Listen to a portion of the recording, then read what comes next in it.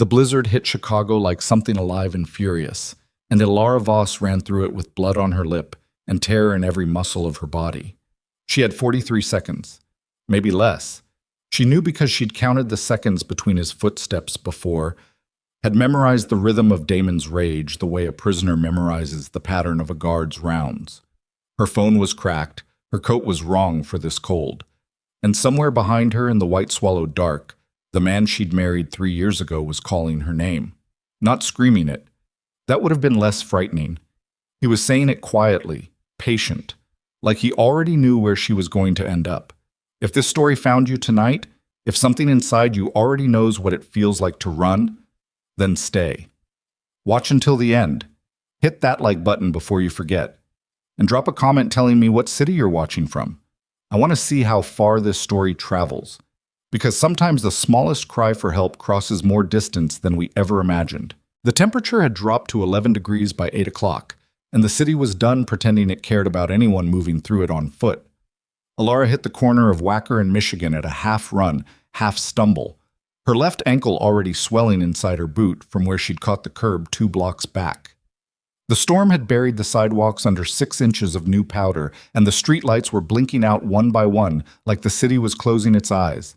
She pressed herself flat against the glass front of a shuttered coffee shop and forced herself to stop, forced herself to breathe through her nose, slow and deliberate, the way she'd trained herself not to panic in the years when panicking got you hit harder. Her phone had 41% battery. The crack across the screen made the numbers hard to read. She didn't know who to call. That was the part no one understood from the outside. People always asked later, why didn't you call someone? Why didn't you tell someone? Why didn't you leave? And the honest answer was that Damon had spent 3 years making sure the answer to every one of those questions was the same, because there was no one left to call. He had managed it slowly and completely, the way a careful man does things. Not violently, not overtly, just a slow excavation of every person she'd trusted until she was standing at the bottom of a hole she hadn't even noticed she was being lowered into. Her sister hadn't returned a call in 14 months. Her closest friend from college had stopped reaching out after one dinner with Damon where he'd been charming and specific and had said just enough half-true things about Ilara's stability to plant a seed of doubt. Her therapist, the one she'd tried to see twice before Damon found the receipts, had sent a formal letter saying she was no longer available for new clients. Ilara never found out what he said to make that happen. She suspected money. With Damon, it was always either money or fear, and sometimes both. So she stood in the storm with 41% battery, and she opened her contacts and she scrolled through the 23 names still in her phone, and she knew, with the flat certainty of someone who has run the math 100 times before, that not one of those 23 people would pick up for her tonight without calling Damon first. She pulled up the voicemail function instead. She didn't know why. Some impulse she couldn't name. Something in the animal part of her brain that understood that speaking the fear out loud was the only way to make it real enough to survive. She pressed record. Please. Her voice came out cracked and too quiet. She cleared her throat and tried again. Please, I don't know who's going to hear this. I think I dialed wrong. My hands are shaking. There's a man following me and he's my husband and I know how that sounds, but I need someone to... Please don't let him find me. I'm on Wacker, near Michigan, and I can't go to the police because he has... Please, if anyone hears this... She stopped recording when she heard the sound. Not his voice. Not yet. Just the particular creak of leather-soled shoes on packed snow, the specific careful rhythm she knew. She hit send without looking at the number. Then she moved. Cassian Vale was in the back seat of a black Escalade 3 miles away when his phone vibrated on the seat beside him.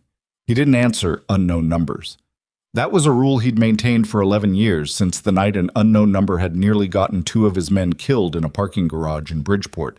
But the voicemail notification appeared 30 seconds after the missed call, and something, not instinct, not quite, something more reflexive than that, made him tap the play button. He listened to the whole thing without moving.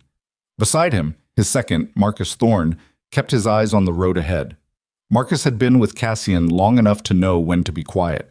And the particular quality of silence coming off Cassian right now was the kind that preceded either a decision or a problem. Possibly both. The voicemail was 19 seconds long. When it ended, Cassian played it again. "Wrong number," Marcus said without turning around. "I know what it is." "You gonna delete it?" Cassian didn't answer for a long moment. The Escalade rolled through the storm, its headlights cutting white cones through the blowing snow. Outside, the city looked abandoned. The lake had been generating weather since noon, and the forecast had driven most of Chicago indoors by 6. "She said Wacker in Michigan," Cassian said. "She said near Wacker in Michigan, in a blizzard. Could be anywhere in a 4-block radius by now."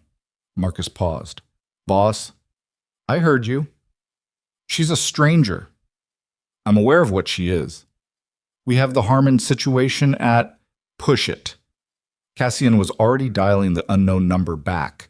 It rang 4 times and went to a generic voicemail prompt. He hung up, tried again, same result. He sat back and looked at the storm through the window and said nothing for 7 seconds, which Marcus knew from experience was not nothing, was in fact the specific duration of Cassian calculating something he hadn't decided whether to share yet. "Find her," Cassian said. Marcus turned around then, just far enough to look at him. "How?" "The call came from a registered number. Get Briggs on it. Cell tower data, last known ping. She's on foot in this storm, which means she hasn't gone far." He looked at his phone again, 19 seconds of a woman he'd never met, voice cracked open with the kind of fear that couldn't be performed. He'd heard performed fear before, had caused it on occasion. This wasn't that. "And find out who her husband is." Alara made it 3 more blocks before the cold stopped being discomfort and started being dangerous. She ducked into the covered doorway of a parking structure on Illinois Street and crouched down behind a concrete pillar, wrapping her coat tighter around herself with hands that were starting to lose dexterity. Her phone had 38%. She'd gotten no response to the voicemail.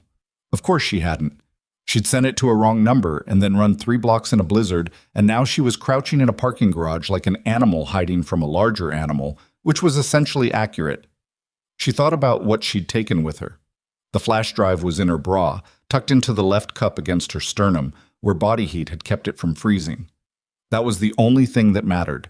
The drive had 11 gigabytes of files on it, transaction records, shell company registrations, communication logs she'd screenshotted off Damon's secondary laptop when he'd left it open by accident 2 weeks ago. At the time, she hadn't fully understood what she was looking at. She'd understood enough to know the names of 4 companies that appeared on both Damon's personal financial statements and on a list she'd found buried in a folder labeled Legacy Fund.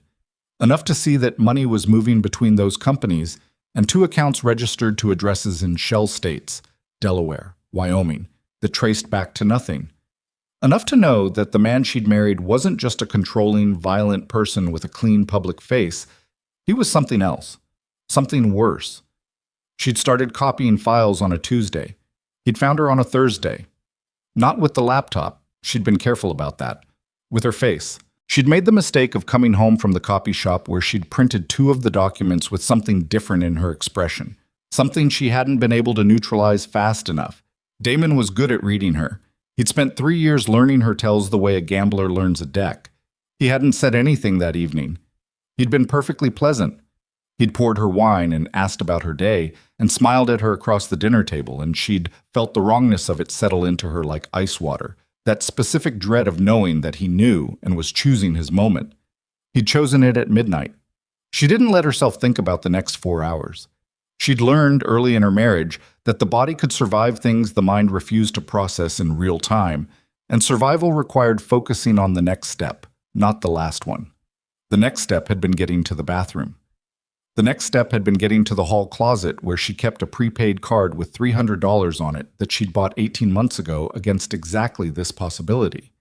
The next step had been the back stairs, the service entrance, the alley, and then the storm. She hadn't planned to run tonight. She'd planned to run on Saturday with a bag she'd been slowly assembling at a storage unit she paid for in cash. The bag was still in the storage unit. She had the prepaid card, the flash drive, her cracked phone, and a coat that wasn't rated for this temperature. Her phone vibrated. Unknown number. Same one she'd tried to dial back. She stared at it for 3 full seconds before she answered. "Hello?" She kept her voice barely above a whisper. "You sent me a voicemail." The voice on the other end was male, low, the kind of even that wasn't calm so much as controlled, like a door held shut by force rather than latched. I need your location. I don't know who you are. You sent me a voicemail asking for help. I'm attempting to provide it. I need your exact location. Why? Not a question, a test, a pause. Not the pause of someone choosing a lie. She'd heard enough of those to recognize the texture. The pause of someone who wasn't accustomed to being questioned. Because you sound like you have about another 40 minutes before the cold becomes your primary problem, and you don't sound like you're dressed for it. She looked at her hands. Her fingers were mottling at the tips. She pressed one against the concrete and couldn't feel it fully. There's a man looking for me. I'm aware of that. You mentioned it. If I tell you where I am and you tell him, I don't know who your husband is. Another pause. Yet. It was the yet that made her breath catch. Not threatening, just honest in a way she hadn't expected. Who are you? Someone who got a wrong number voicemail and is currently sitting in a blizzard instead of handling a prior engagement. Location, please. Alara pressed her back against the pillar and looked out at the storm. A cab went by on the street outside, moving slowly, headlights barely cutting through the snow. She had 37% battery and no options, and an unknown man on a phone who hadn't made a single promise and hadn't tried to. Parking structure on Illinois, she said, between Wabash and Michigan. I'm on the ground level, east side, third pillar from the entrance. Stay there. He was already gone. Cassian relayed the location to Marcus and told him to push the vehicle hard. Then he called Briggs. Oliver Briggs was 42, former Army Signal Corps, currently Cassian's primary intelligence resource, and the only person in Cassian's organization who could pull cell tower triangulation data in under 4 minutes without making a single phone call to anyone who might talk about it later. Briggs was also, as he liked to remind people, perpetually underpaid. I need an ID on an unknown number. Cassian gave him the digits. And I need everything you can find on a man named Damon Kessler. Silence on the line. Then, Kessler. Kessler Meridian Partners? Cassian's eyes sharpened slightly. You know that name.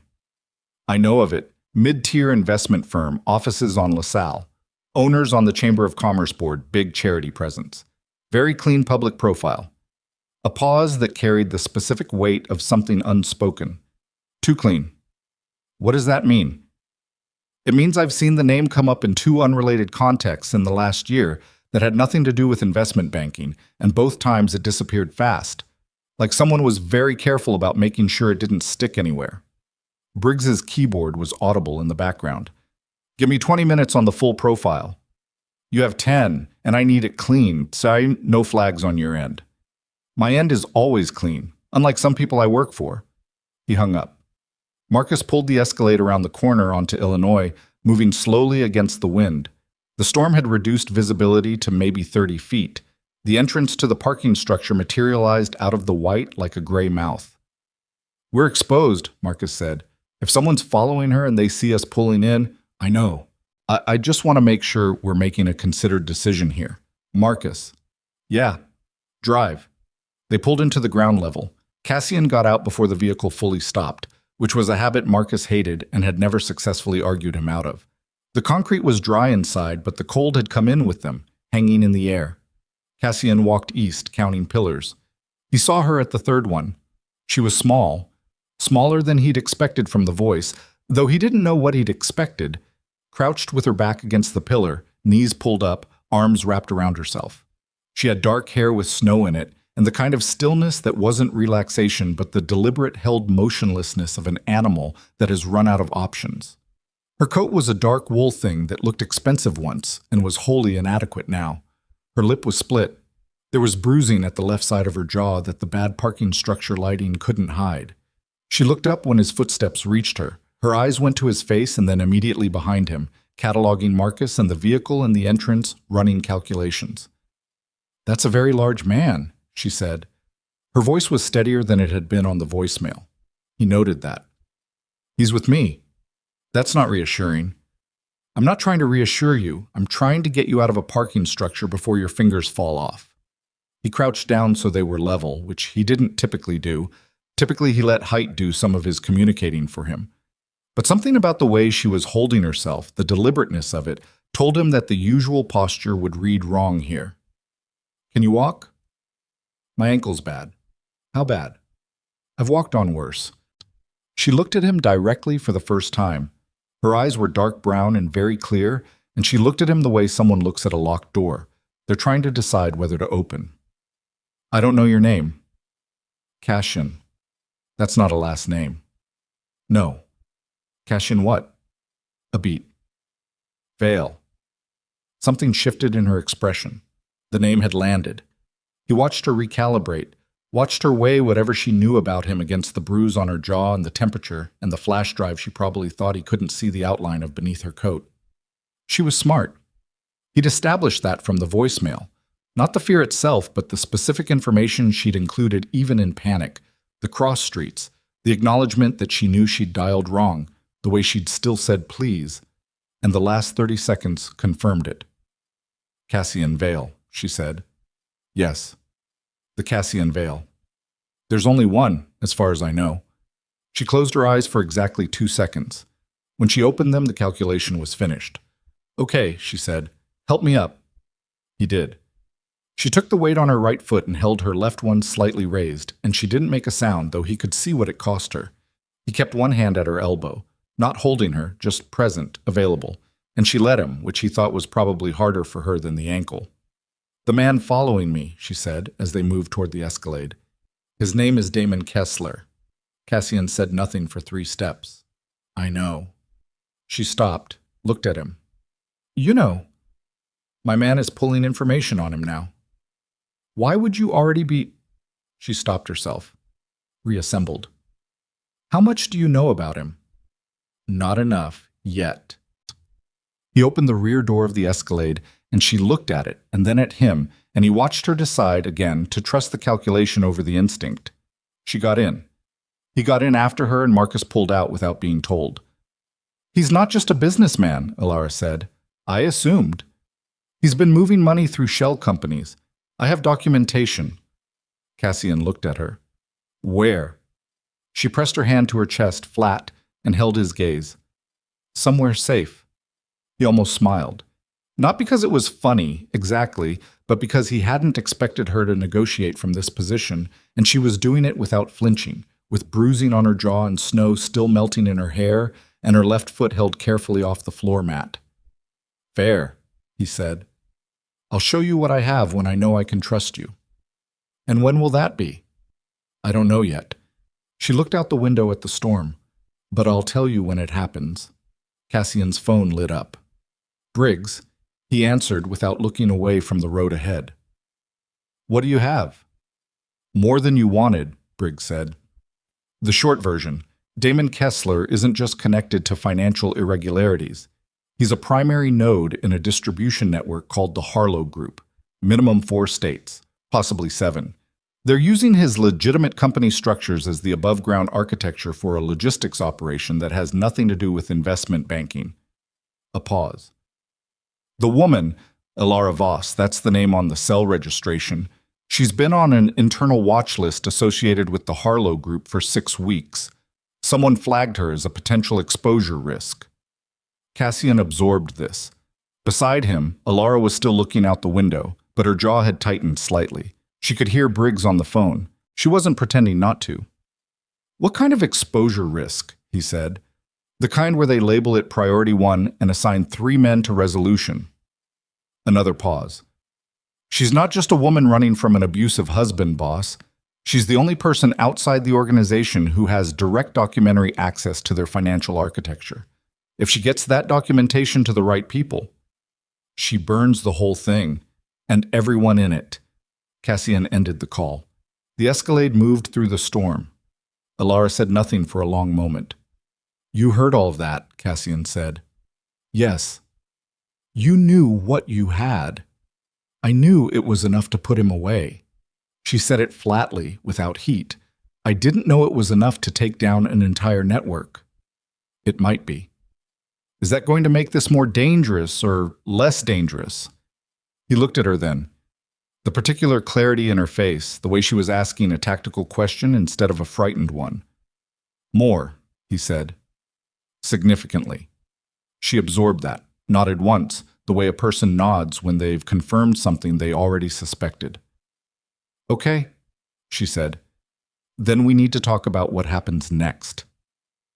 Outside, the blizzard pressed against the windows of the Escalade, and somewhere in the white dark of the city, Cassian's phone lit up a second time. Not Briggs. A number he didn't recognize. A Chicago exchange. He answered. The voice on the other end was smooth and unhurried, the voice of someone accustomed to making calls that ended things. Mr. Vale, I believe you have something that belongs to me. Cassian said nothing. I think we both know this doesn't need to become complicated. A pause. Return her to me tonight, and we can consider this a misunderstanding. Cassian looked at Alara. She had gone very still, the way she'd been still against that parking structure pillar. Not frozen, but contained, every part of her held deliberately in check. She could hear the voice. She knew the voice. Damon Kessler, Cassian said. A short silence. When the voice returned, something had shifted beneath the smoothness. Something that had edges now. I see you've been doing your research. I have people for that. Then you understand the scope of what you're inserting yourself into. Another pause. This is a professional courtesy call, Mr. Vale. The next one won't be. The line went dead. Alara let out a slow, controlled breath. He found your number in under an hour. I know. That means he has resources I didn't know about. Yes. She pressed her hand flat against the door of the Escalade, steadying herself. Her knuckles were white. He's not going to stop. No, Cassian said. He's not. So what do we do? Cassian put his phone in his jacket pocket. Outside the blizzard was thickening, the storm doubling down, and Chicago was vanishing behind it block by block. He'd made a decision in that parking structure that he hadn't fully articulated even to himself yet. He was aware of that. He was aware that the decision had been made somewhere beneath the rational level, in some older part of him that he'd spent 11 years trying to brick over. We figure out who you are, he said, and how deep this goes. I can tell you who I am. I know your name. I know what you took off his laptop. He looked at her. I don't know yet why the name Voss means something to me. She frowned. What? Your last name. Alara Voss. He said it the way a man says something he's turning over in his hands, feeling for the shape of it. It means something. I can't place it yet. She stared at him. In the darkness of the back seat, with the storm pressing in on all sides, something in her expression shifted. Not fear, not calculation, something older and less easily named. My father's name was Julian Voss, she said carefully.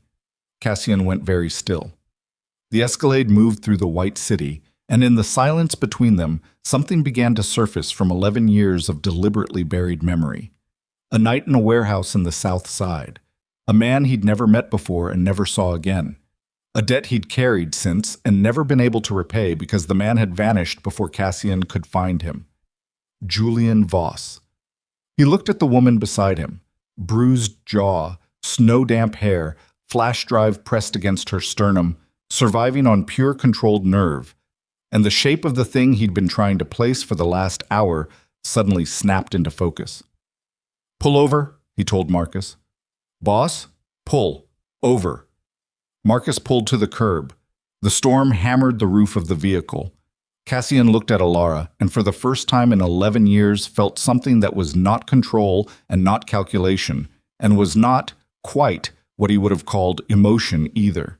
Just the cold, specific shock of the world arranging itself into a pattern he hadn't anticipated. Your father, he said. Where is he now? The answer was already in her face before she said it. He disappeared 7 years ago.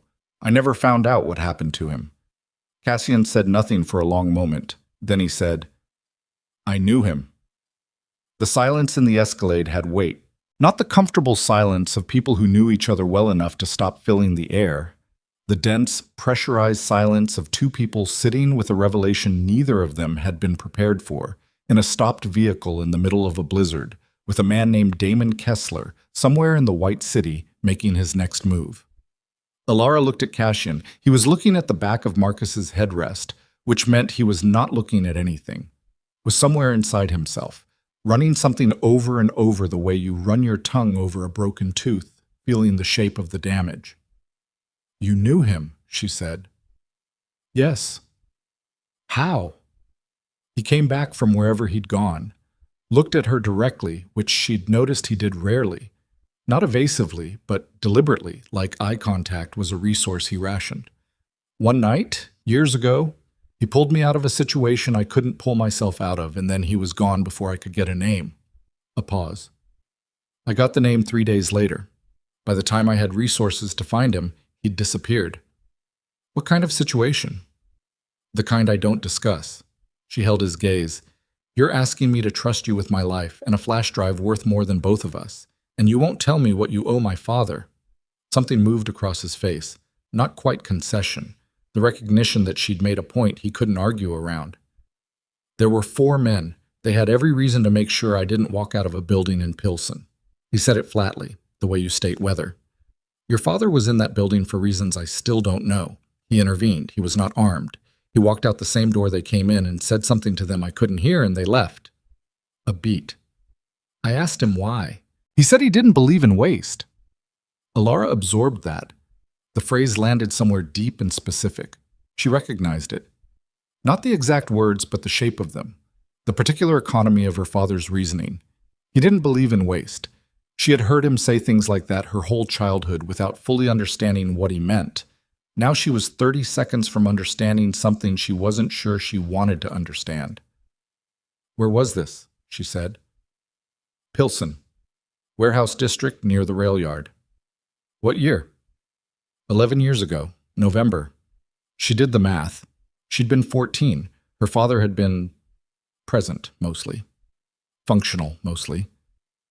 Running a small import logistics company that never seemed to make quite enough money and never seemed to fail entirely. She'd thought of it as ordinary. She'd thought of him as ordinary, or at least as the specific ordinary of a quiet, careful man who loved his daughter and didn't talk about himself. She was beginning to understand that ordinary had been a very deliberate performance. "He disappeared 3 years after that," she said. "I know, I looked." "You looked for him." "For 2 years." His voice didn't carry apology or sentiment, just fact. "He didn't want to be found. People who don't want to be found by me are generally very good at it, or very lucky. Your father was both." Marcus turned around from the front seat. He'd been quiet through all of it, which Alara had noticed.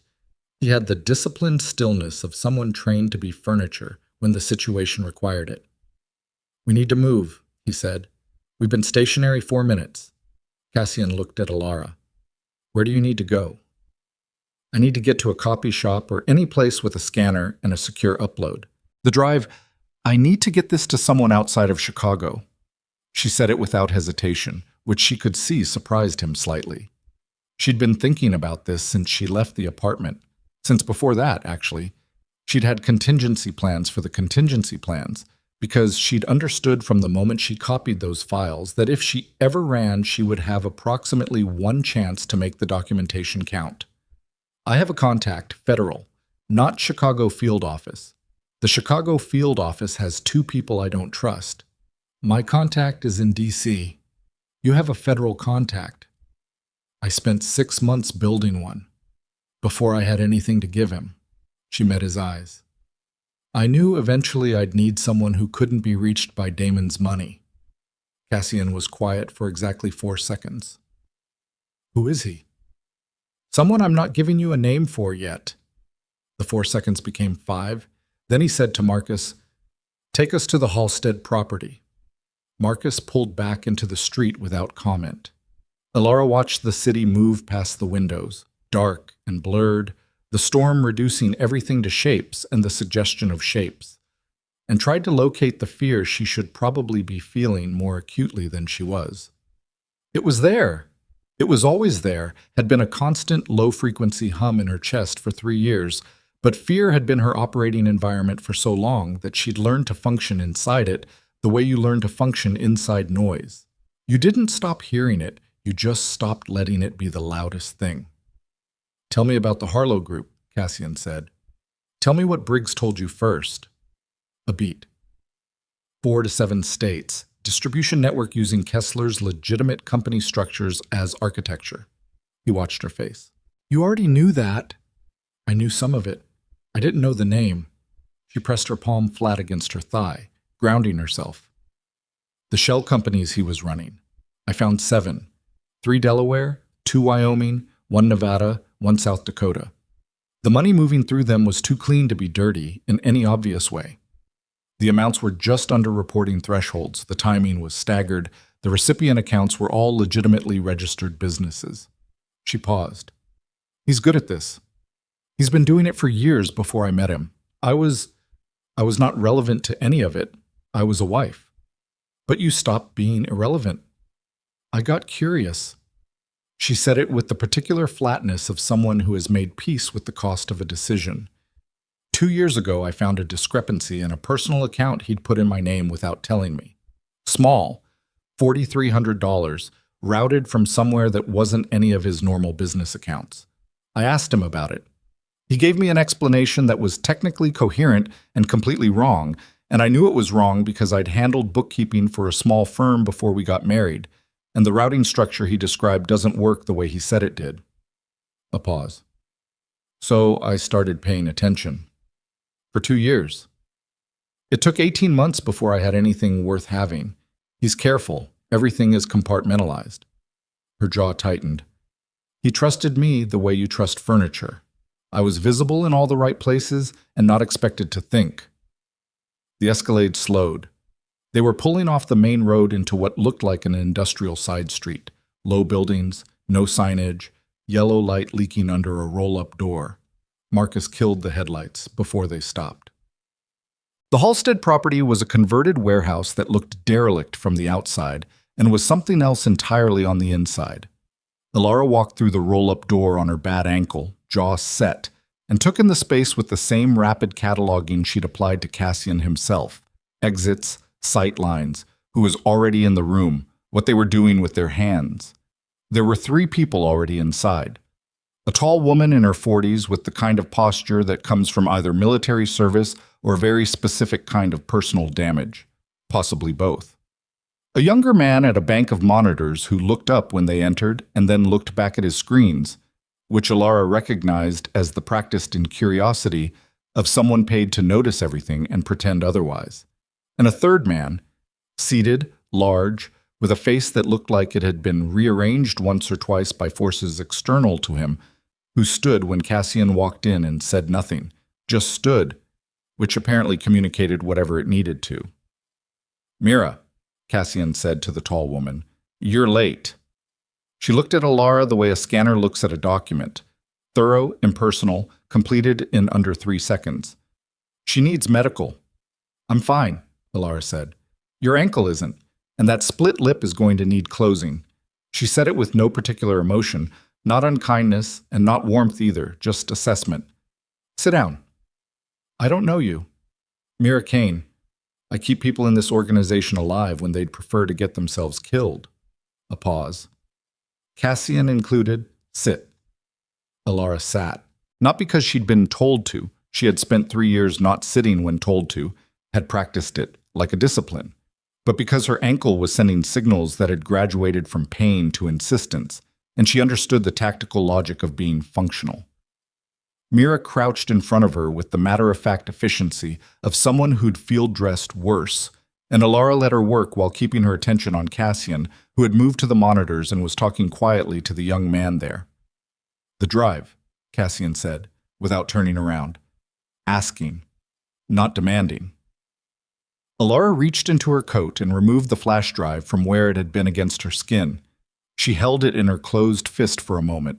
11 gigabytes of 2 years of paying attention, of being furniture that watched, of being underestimated so completely that she'd had access to things Damon would have killed her for long before tonight if he'd known she was looking.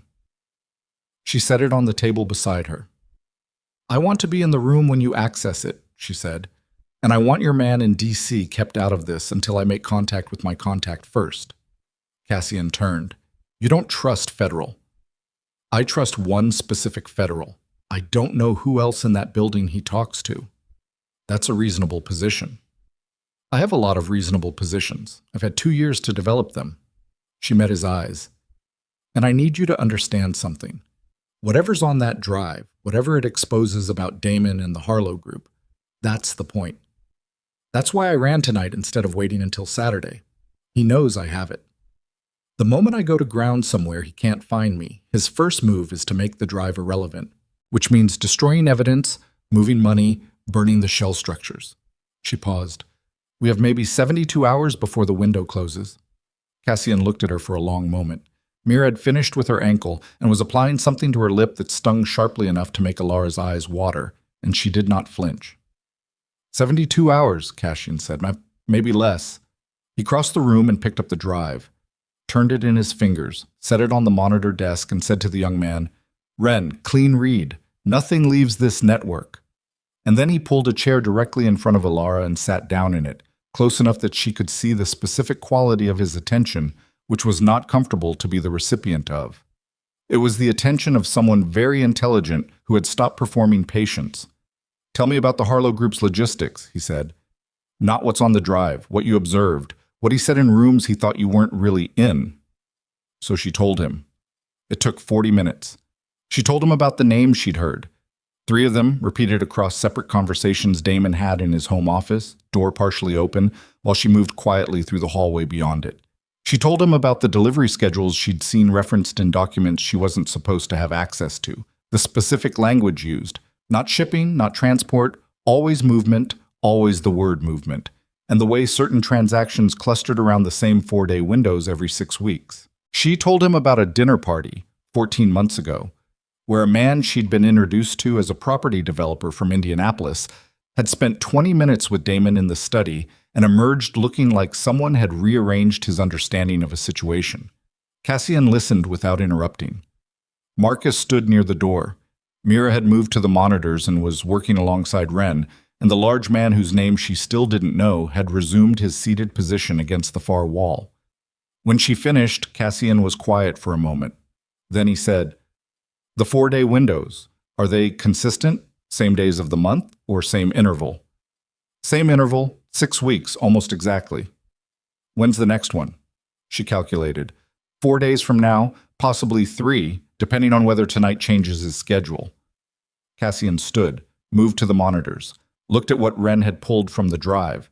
She couldn't see the screens clearly from where she was sitting, but she could read the shift in his posture, the specific stiffening that wasn't alarm but its controlled cousin. He said something quietly to Ren. Ren said something back. Cassian looked at one screen for a long time. Mira, he said. I see it. Tell me I'm reading it wrong. A pause. You're not. Alara stood, ankle protesting, and crossed to the monitors. She looked at the screen Cassian was focused on. It was one of the transaction documents she'd copied, a ledger page from what appeared to be a reconciliation file she'd found in a subfolder she almost hadn't opened, labeled with a number string that meant nothing to her at the time. She'd copied everything, including things she hadn't understood. She understood this one now, looking at it with Cassian's expression as a guide. One of the Shell Company recipient accounts, Wyoming, one she'd flagged as suspicious for its transaction pattern, had a name attached to it in the reconciliation file. Not a company name. A person. The account wasn't held by a registered entity.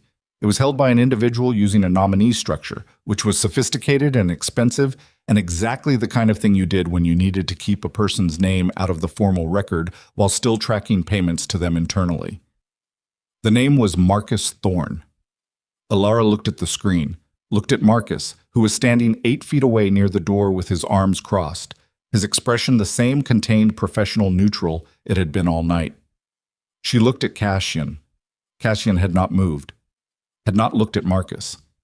His hands were flat on the desk surface in front of the monitor, fingers slightly spread, and the stillness coming off him was a different quality than before.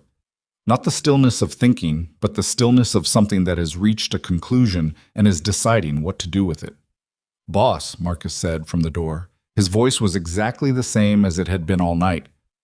That was the thing that hit her hardest. Not alarm, not guilt, not the overcorrection of a man who'd just been found. Just the same. What are you looking at? Cassian straightened slowly, turned around. How long? He said. The room went very quiet. Ren had stopped typing. Mira was still, one hand near but not on the console in front of her. The large man against the wall had shifted his weight forward almost imperceptibly. Marcus looked at the screen, at the name. His jaw moved slightly, some small recalibration behind his face, and then he said, 18 months. Cassian said nothing. It wasn't about you personally. Kessler's people approached me when you were in the St. Louis situation, and I was in debt. The kind of debt that doesn't come from gambling. He stopped, started again. I passed 2 meeting locations. That's all. Nothing operational, nothing that got anyone hurt. Kostova, Cassian said. Marcus's expression shifted by approximately 2 millimeters. That wasn't... Victor Kostova died in a car that was rerouted because someone changed the meeting location the night before. Cassian's voice was completely flat. I changed it because you told me the original location was compromised. You said you'd gotten a tip. He paused. There was no tip. You gave them the original location and then covered it by telling me to move. Another pause. Victor died in that car. His daughter was 18. The silence that followed had a different texture than the previous ones, heavier with the particular weight of something that could not be undone. I didn't know they were going to... Marcus stopped. He seemed to understand that this was not a sentence worth finishing. 2 meeting locations, Cassian said. That's what you said. That's not what I'm looking at. He nodded at Ren, who pulled up a second document, another page from the reconciliation file further in that Alara hadn't fully parsed when she was copying. Payment records, dates. 9 entries across 18 months. Victor was entry number 4. Marcus looked at the screen for a long moment. Then he moved. He was fast. Alara would think about that later, how fast someone could move when they'd already done the math and understood that the math came out only one way. He had the door handle down before the large man was halfway across the room, and he was through it and into the Chicago night before anyone reached the frame. Cassian didn't run. He stood at the monitor desk with his hand still flat on the surface and his eyes on the closed door, and the expression on his face was something Alara had no adequate word for. Not grief, not fury, not the specific devastation of betrayal, but some compound of all 3 that had been processed through 11 years of building walls against exactly this kind of thing and had broken through them anyway. Ren, he said quietly, lock the building down. Call Hargrove and tell him to watch the east exits. He paused. Don't hurt him. I want him found. I want him brought back here. Ren was already moving. Cassian turned, looked at Alara. She was still standing at the monitors, and she was looking at him with the same clear dark eyes she'd had in the parking garage. Not frightened, not performing calm, just watching him with the specific attention of someone who understood what they'd just witnessed and was deciding what it meant. He knew we were coming here, she said. Yes, which means Kessler knows where we are. Yes. He was already moving toward Mira, who had begun the process of shutting down the monitors and wiping the local cache. Efficient, practiced, the motions of someone who'd done this before under pressure. Mira, how long do we have? If Marcus calls it in immediately, 20 minutes. She yanked a cable from a port. If he hesitates, maybe 35. He might hesitate. He didn't look like a man who'd made peace with what he was doing. Don't count on the hesitation. Cassian looked at Alara. The drive. She crossed to the desk and picked it up. Her hands were steady. She was aware that this was a choice she was making with full understanding of what it meant. Attaching her fate to a man who'd just discovered his second-in-command of 11 years had been selling him to the enemy. A man whose network had just developed a hole of unknown size.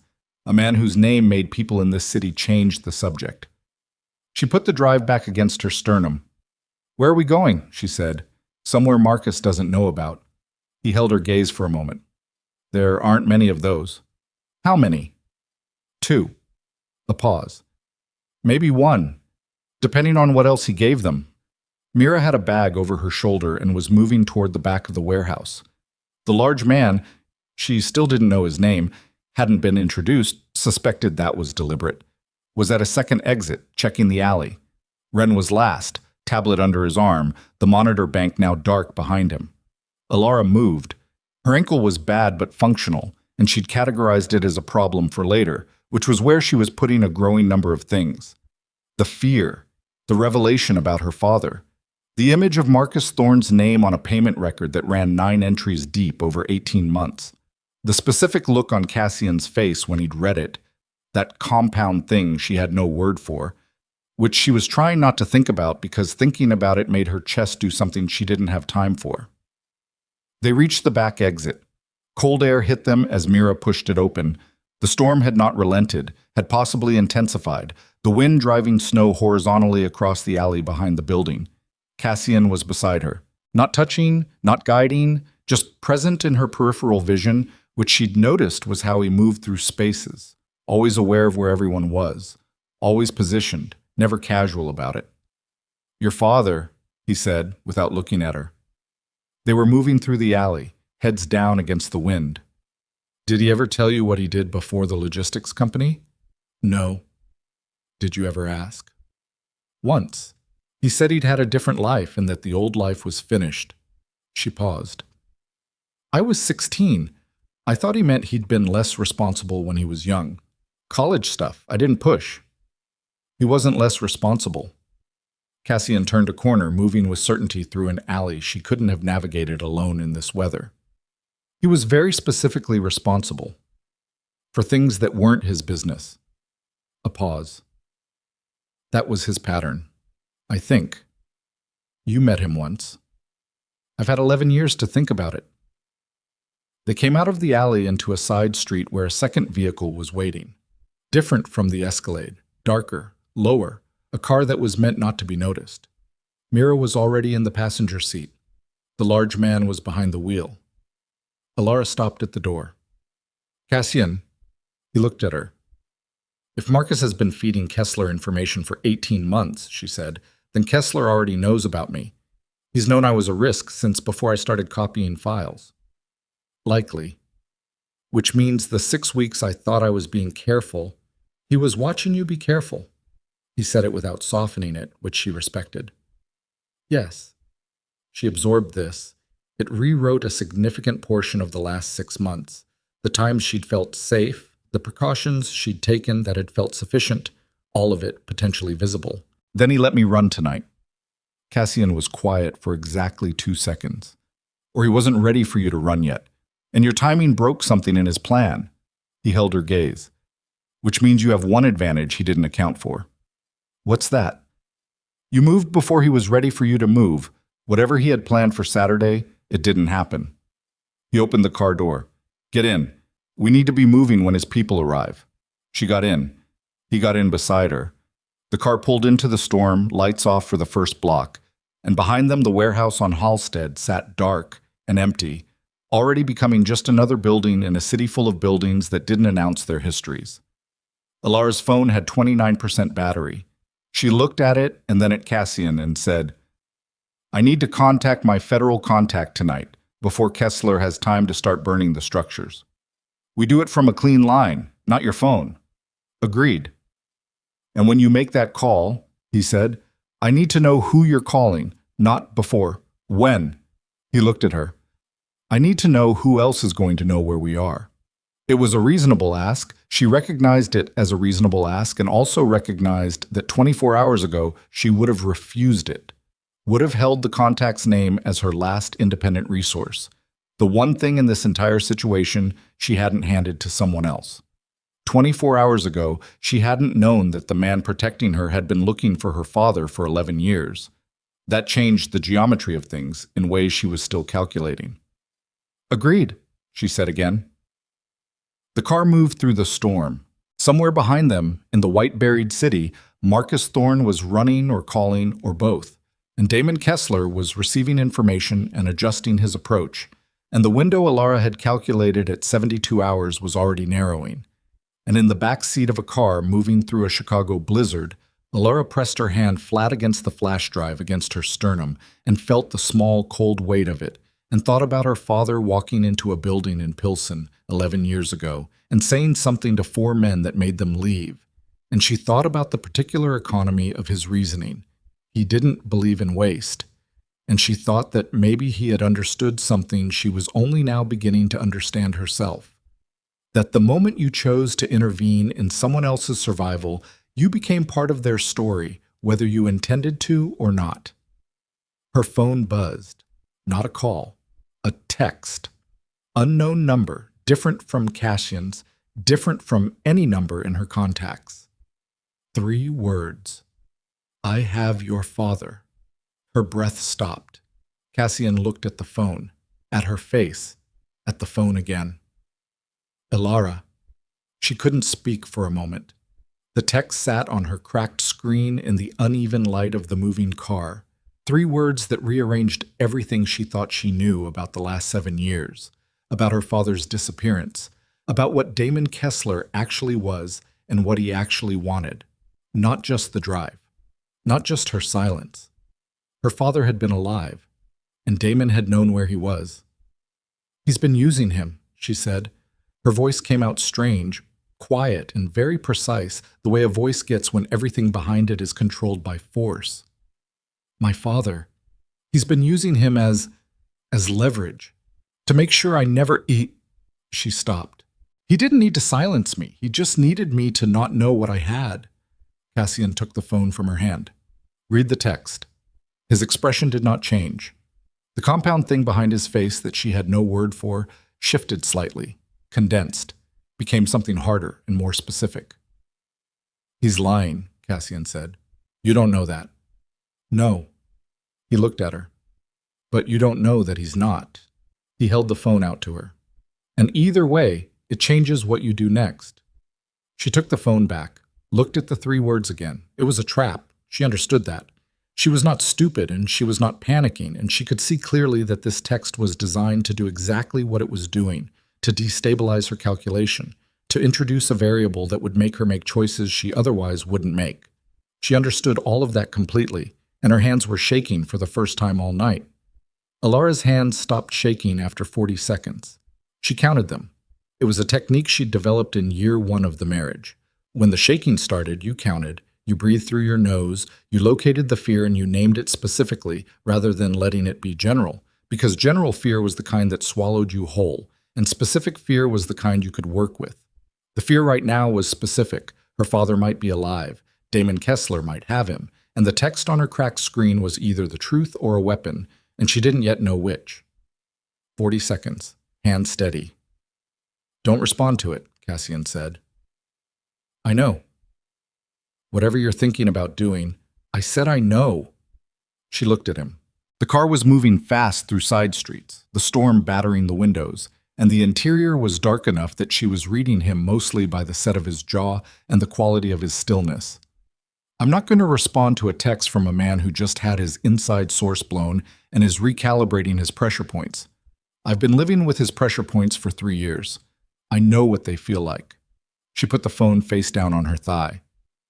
What I need to know is whether it's possible, whether my father could actually be, I don't know. You looked for him for 2 years. I found evidence he was alive as of 9 years ago. After that, he paused, chose the next words deliberately. After that, the trail was structured. Someone was maintaining it, moving him through a system that didn't want him found. She stared at him. You knew he might be alive and you didn't. I didn't know who you were until 2 hours ago. The logic of that landed. She pressed her mouth shut and looked at the window and let the logic settle, because the alternative was anger she couldn't afford, and she understood that clearly even though some part of her wanted very badly to be angry at someone who wasn't in a blizzard trying to locate her. If Kessler has him, she said carefully, then he's had him for a significant amount of time, which means my father's disappearance 7 years ago wasn't him choosing to vanish. It was Elara. Say it. A beat. It was Kessler taking a resource and storing it.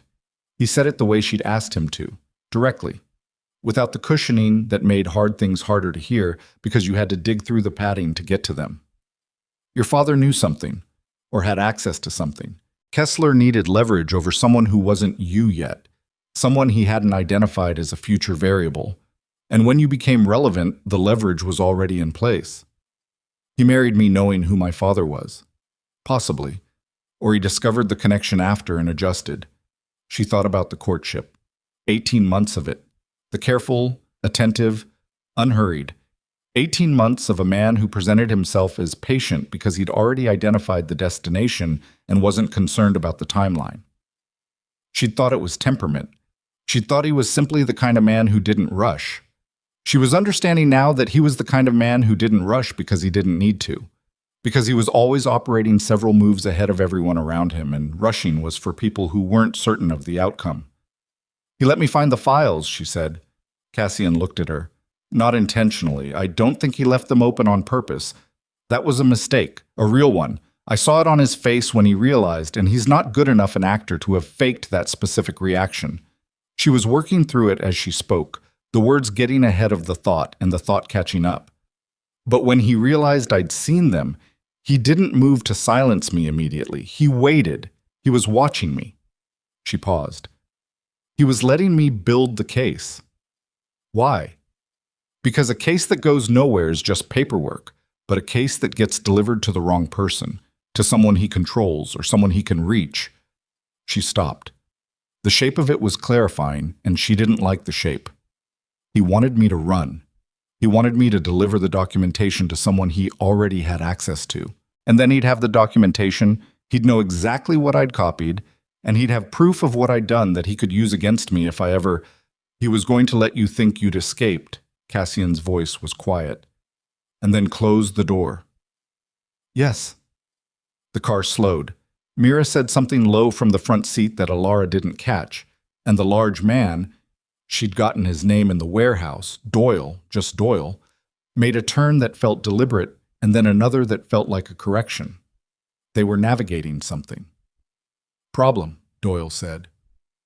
I see it, Mira said. Cassian leaned forward. Through the windshield, maybe 4 blocks ahead, there were lights. Not street lights, the wrong color and placement for street lights. The specific pattern of vehicles positioned across an intersection. How many? 3 vehicles, possibly 4. One's dark. Mira's voice was the same temperature it had been when she'd told Alara to sit down. They didn't follow us. They were already there. Marcus, Cassian said, or Kessler had this route flagged independently. Either way. She looked at the side mirror. We have a tail, 1 vehicle, came on 2 blocks back. They're staying back, but they're matching our speed. Boxed, Doyle said. Not yet. Mira turned in her seat. Cassian, the Verlaine building.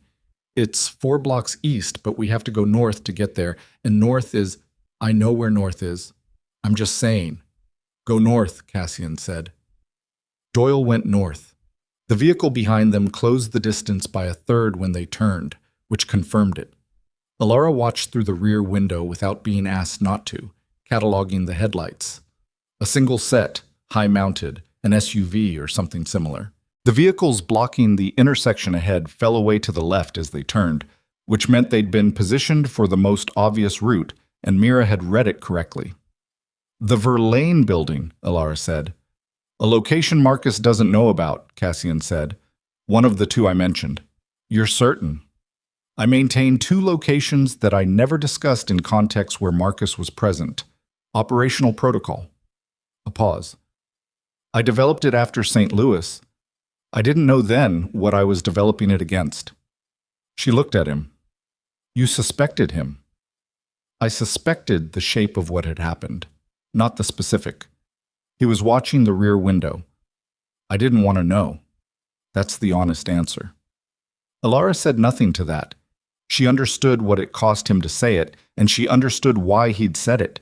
Because honesty in that particular direction, the direction of self-indictment, was not something she'd expected from him, and he'd offered it anyway, and that mattered. The tail vehicle fell back when they hit a longer block, then surged again at the next corner. Doyle was driving with the specific controlled aggression of someone who'd done this before. Not fast enough to escalate into a chase, not slow enough to be caught, threading something precise.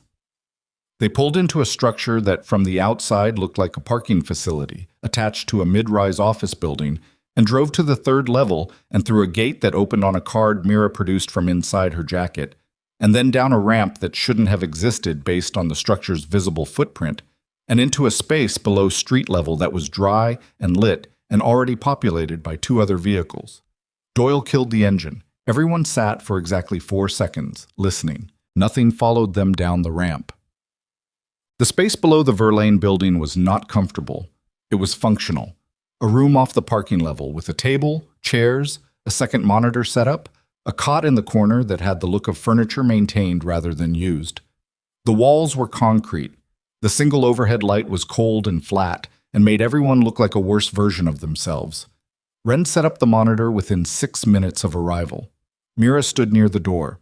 Doyle disappeared back up the ramp to watch the entrance and didn't come back, which Alara took to mean the situation outside either remained stable or was being managed.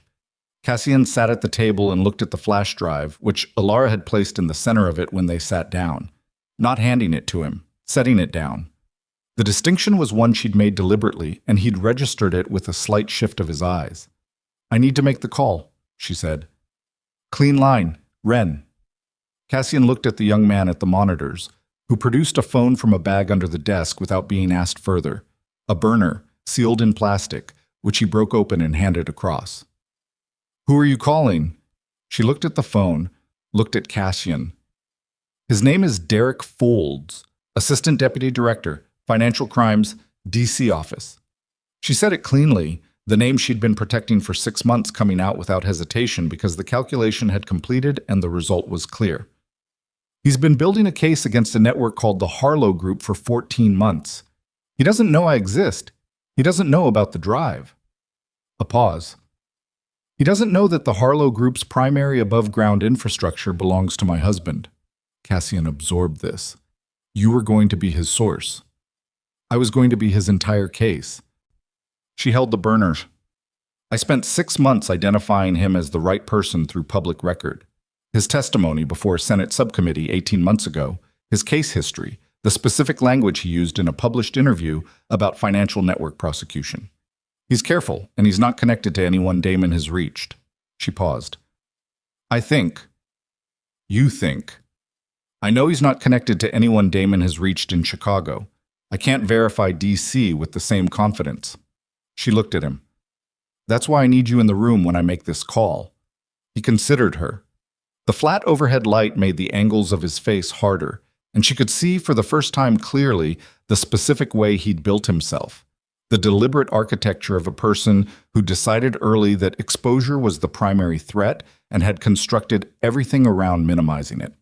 Control of room, control of information, control of response. And underneath that construction, barely perceptible except in moments like the one in the car, when he'd read Marcus's name on the screen, something that hadn't been fully built over, some residual human tissue in the wall. "Make the call," he said. She dialed from memory. It rang twice. "Folds." The voice was graveled, the voice of someone who answered phones at 11:30 at night without the inflection of surprise. "Mr. Folds, you don't know me. My name is Ilara Voss Kessler, and I have 11 gigabytes of financial documentation that will complete your case against the Harlow Group and deliver you Damon Kessler, 4 shell company structures across 3 states, and the names of 6 individuals in 2 cities who are currently operating as primary nodes in a distribution network you've been trying to locate the architecture of for over a year." Silence on the line. Long enough that she counted it 7 seconds. "How did you get this number?" Fould said. "Public record isn't as scrubbed as you think. Senate subcommittee staff directories, cross-referenced with DOJ internal extension lists that were briefly public during a website migration in March of last year." She said it steadily. "I've been building toward this call for 6 months. I am currently in Chicago. I am currently being pursued by the people whose operation I'm describing, and I have a narrow window to get this documentation to you securely. I need to know if you're the right person." Another silence, shorter this time. What's on the documentation? Transaction records, shell company registration chains, communication logs, a reconciliation file that connects 9 payments over 18 months to an individual who has been operating as an informant inside a parallel organization. She paused. I'll tell you the name of that individual when I know you're the right person. What would make me the right person? Tell me the name of the primary shell state you've identified in your current Harlow investigation. A beat. I'm not going to confirm the parameters of an active federal. Wyoming, she said. You identified Wyoming as the primary shell state 14 months ago. It's in the background materials from a closed session of the Senate Commerce Subcommittee, which were partially unsealed in a FOIA response 8 months ago. I have the documents. She waited. If I'm wrong, hang up. He didn't hang up. Where are you? He said. Chicago. I'm not giving you an address until we've established a secure transfer protocol for the documentation. Ms. Voss-Kessler, you have a leak, she said. The silence this time was different, textured differently. The silence of someone who has been carrying a suspicion and just heard it said aloud by an external source. Explain that. Someone in your investigation has been alerting Kessler's people to case developments. I don't know who. I know it's happening because the timeline of certain structural changes in Kessler's shell company network corresponds exactly to the timeline of your investigation's major developments. She looked at Cashin. He was watching her with the same quality of attention he'd given her for the last 2 hours, complete, undemonstrative, missing nothing. Whoever it is, they're going to know you received this call. I need the documentation transferred before that happens. Foulds was quiet for a moment. When he spoke again, his voice had changed slightly. Not warmer, but more direct. The performance of caution stripped back a layer. I have a courier I trust. Personal, not official. He can be in Chicago by 6 a.m. Too slow. Miss, secure upload. You give me an endpoint, I'll encrypt and transfer from this location within the hour. Whoever your leak is, there'll be nothing to intercept and nothing to trace until the files are already in your hands. She paused. And I need something from you in return. You're not exactly in a position. I need you to run a name. Julian Voss. He disappeared 7 years ago from Chicago. I need to know if he appears in any federal documentation. Witness protection. Protected informant. Held material witness. Any category. She said it evenly. Didn't let her voice change. I need to know tonight. A very long pause this time. Long enough that Mira shifted slightly near the door, and Wren looked up from the monitors and looked back down. Give me 40 minutes, Foulds said. I'll have an upload endpoint, and whatever I can pull on Julian Voss. He hung up. Alara set the burner on the table. Her chest felt strange, but not tight, but pressurized, like something was being held compressed inside it that wanted to expand. She breathed through her nose and kept her hands flat on the table surface. He'll run it, Cassian said. Yes. And whatever he finds is what it is. She looked at the drive on the table. I need to know he's alive, even if it's... She stopped. I know, Cassian said. They sat in the cold light of the underground room and waited. 37 minutes later, Wren received an encrypted packet on the secure channel Foulds' technical person had established in the interim, a file transfer endpoint and, separate from it, a text document that Foulds had sent directly and which Wren printed on a small portable unit he'd pulled from his bag and set on the table in front of Alara without a word. She read it. Julian Voss. Entered Federal Protected Material Witness Program 6 years and 8 months ago, not 7. She'd had the timing slightly wrong. He hadn't disappeared immediately. He'd had 4 months that she hadn't accounted for, 4 months after she'd last seen him, where he'd apparently been negotiating something she hadn't known was happening. The program entry was voluntary. The documentation said voluntary. He had walked in. Except. The file had a secondary notation, the kind that appeared when a protected status was modified after initial entry. 14 months ago. 14 months, which was when Foulds had opened the Harlow investigation. Julian Voss's protected status had been reclassified. Not removed. Reclassified to a category that required a level of authorization to access that Foulds, in the text document, described as above his current clearance level. He'd written, at the bottom of the document, "Someone with significant reach pulled your father's file up the chain. I can't see where he is. I can see that someone doesn't want me to." Alara sat with the paper in her hands for a long time. Cassian read it over her shoulder without asking permission, which she registered but didn't object to. She heard him exhale, controlled, deliberate, the sound of someone integrating new information against existing framework. 14 months ago, he said, when Foulds opened the investigation. Someone moved your father's file up the chain to prevent Foulds from accessing him as a potential witness. He straightened. Which means someone inside the federal structure knew Foulds was building the case before Foulds had made it officially known. She looked up at him. The leak runs deeper than Kessler. The leak might be the point. He moved to the monitors.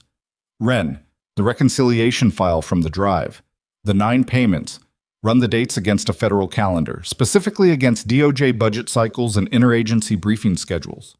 Ren pulled up the file. His fingers moved quickly. He stopped. He looked at the screen and then at Cassian. 4 of the 9 payments fall within 72 hours of interagency briefings on financial network prosecution priorities. The room was very quiet. Marcus wasn't just feeding information to Kessler, Cassian said. He said it slowly. The way you say something, you're constructing as you speak it, each word placed carefully. Marcus was feeding information to someone who was feeding it upward, into the federal structure. Kessler has a federal contact, Mira said from the door, above Foulds' clearance level. Cassian looked at Alara. That's how your father's file moved. That's how the investigation's developments reached Kessler fast enough for him to adjust his structures. And that's why Foulds' case has been running for 14 months without a breakthrough. Every time he gets close, the architecture shifts. Alara set the paper down. The drive, she said. If there's someone above Fould, the drive goes to Fould and disappears into a system that someone has already demonstrated the ability to reach. He finished it for her. Yes. She'd been thinking of the drive as the solution. For 6 months she had built toward this moment. The documentation in the right hands, the case closed, Damon Kessler in a federal courtroom, her life beginning. And in the span of 37 minutes, the solution had revealed itself to be another wall. Then who? She said. Not a question with an obvious answer. A question asked aloud because saying it made it a problem, rather than a defeat. Cassian picked up the drive from the center of the table, turned it in his fingers the same way he'd turned it in the car. Set it back down. We don't go through Foulds directly. We use Foulds as a trigger, enough information to force official movement, to make it impossible for anyone above him to bury it, and we send the full documentation simultaneously to 3 other endpoints.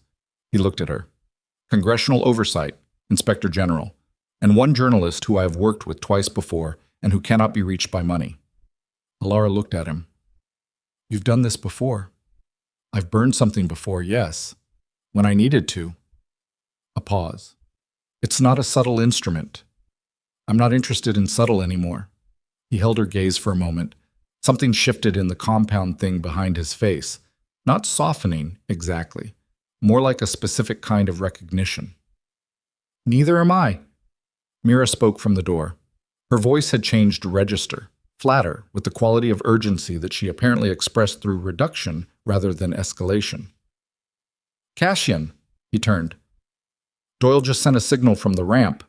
She held up her phone showing a single character text, the number 4. 4 vehicles. They found the Verlaine. The room reconfigured itself in the span of 2 seconds, Ren already breaking down the monitor setup, Cassian moving to the far wall where there was a panel that didn't announce itself as a panel, Mira positioning herself at the door with one hand behind her jacket. The drive, Cassian said to Alara. She picked it up, held it. There's a secondary exit. He had the panel open. Behind it was not a room but a corridor, low-ceilinged, concrete dark, until a light strip along the floor activated automatically. It runs under the building to the north side, comes out in a parking structure on Kinsey. And then? And then we need a vehicle, and we need 30 minutes, and we need to not be where we currently are. He looked at her. Can you run? Her ankle had been immobilized for an hour and had stiffened accordingly. She put weight on it. It responded with a specific and comprehensive objection. I can move fast, she said. It won't look like running. That's sufficient. Mira moved into the corridor first. Ren followed with his bag. Cassian waited. For her, she understood. Not as a courtesy, but because he didn't leave people behind him in positions he couldn't see. She moved into the corridor and he came in behind her and the panel slid shut. The light strips were yellow-white and close to the floor and turned everyone's shadows into tall, strange things on the ceiling above them. The corridor smelled like concrete and standing water, and the particular staleness of enclosed spaces that have been sealed for long periods. It was perhaps 200 feet long, she estimated. They were moving as fast as her ankle would allow, which was faster than she'd expected because she had discovered in the last 4 hours that her body, when sufficiently motivated, had a significantly higher tolerance threshold than she'd given it credit for. She heard it at the same time as Cassian, a sound from behind the panel they'd come through, the specific resonance of something heavy being forced. Faster, Cassian said. They were at the 2/3 point of the corridor when the panel behind them gave way. The light from the room flooded in and there were silhouettes in it. 3, 4, moving with the coordinated efficiency of people who'd been told exactly where they were going. Someone said something in a register she couldn't hear clearly. And then there was the sound that she'd never heard in her life outside of a context like this, and that her body understood before her mind did, because her legs were already moving harder as the first shot took out a section of the light strip 12 feet behind her and plunged that section of the corridor into dark. Cassian's hand found her arm. Not gripping, just contact, directional, guiding her left as the corridor curved in a way she hadn't anticipated. Mira was ahead of them, moving with a speed that her posture had always implied, but that was something else to witness directly. Ren was keeping pace. Another shot, closer. The wall to her right showed a spark and a gouge. Then they were through a door that Mira had already pushed open, and the cold hit them. Not the corridor cold, the Chicago blizzard cold, the outside cold.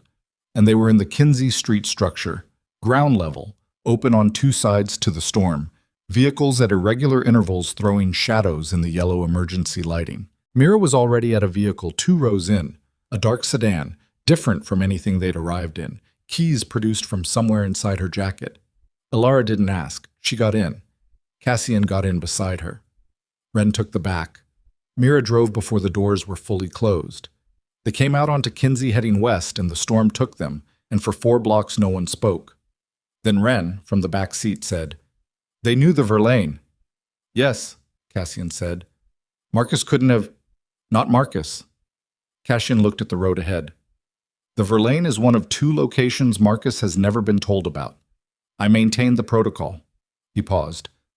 "Which means there's a second source."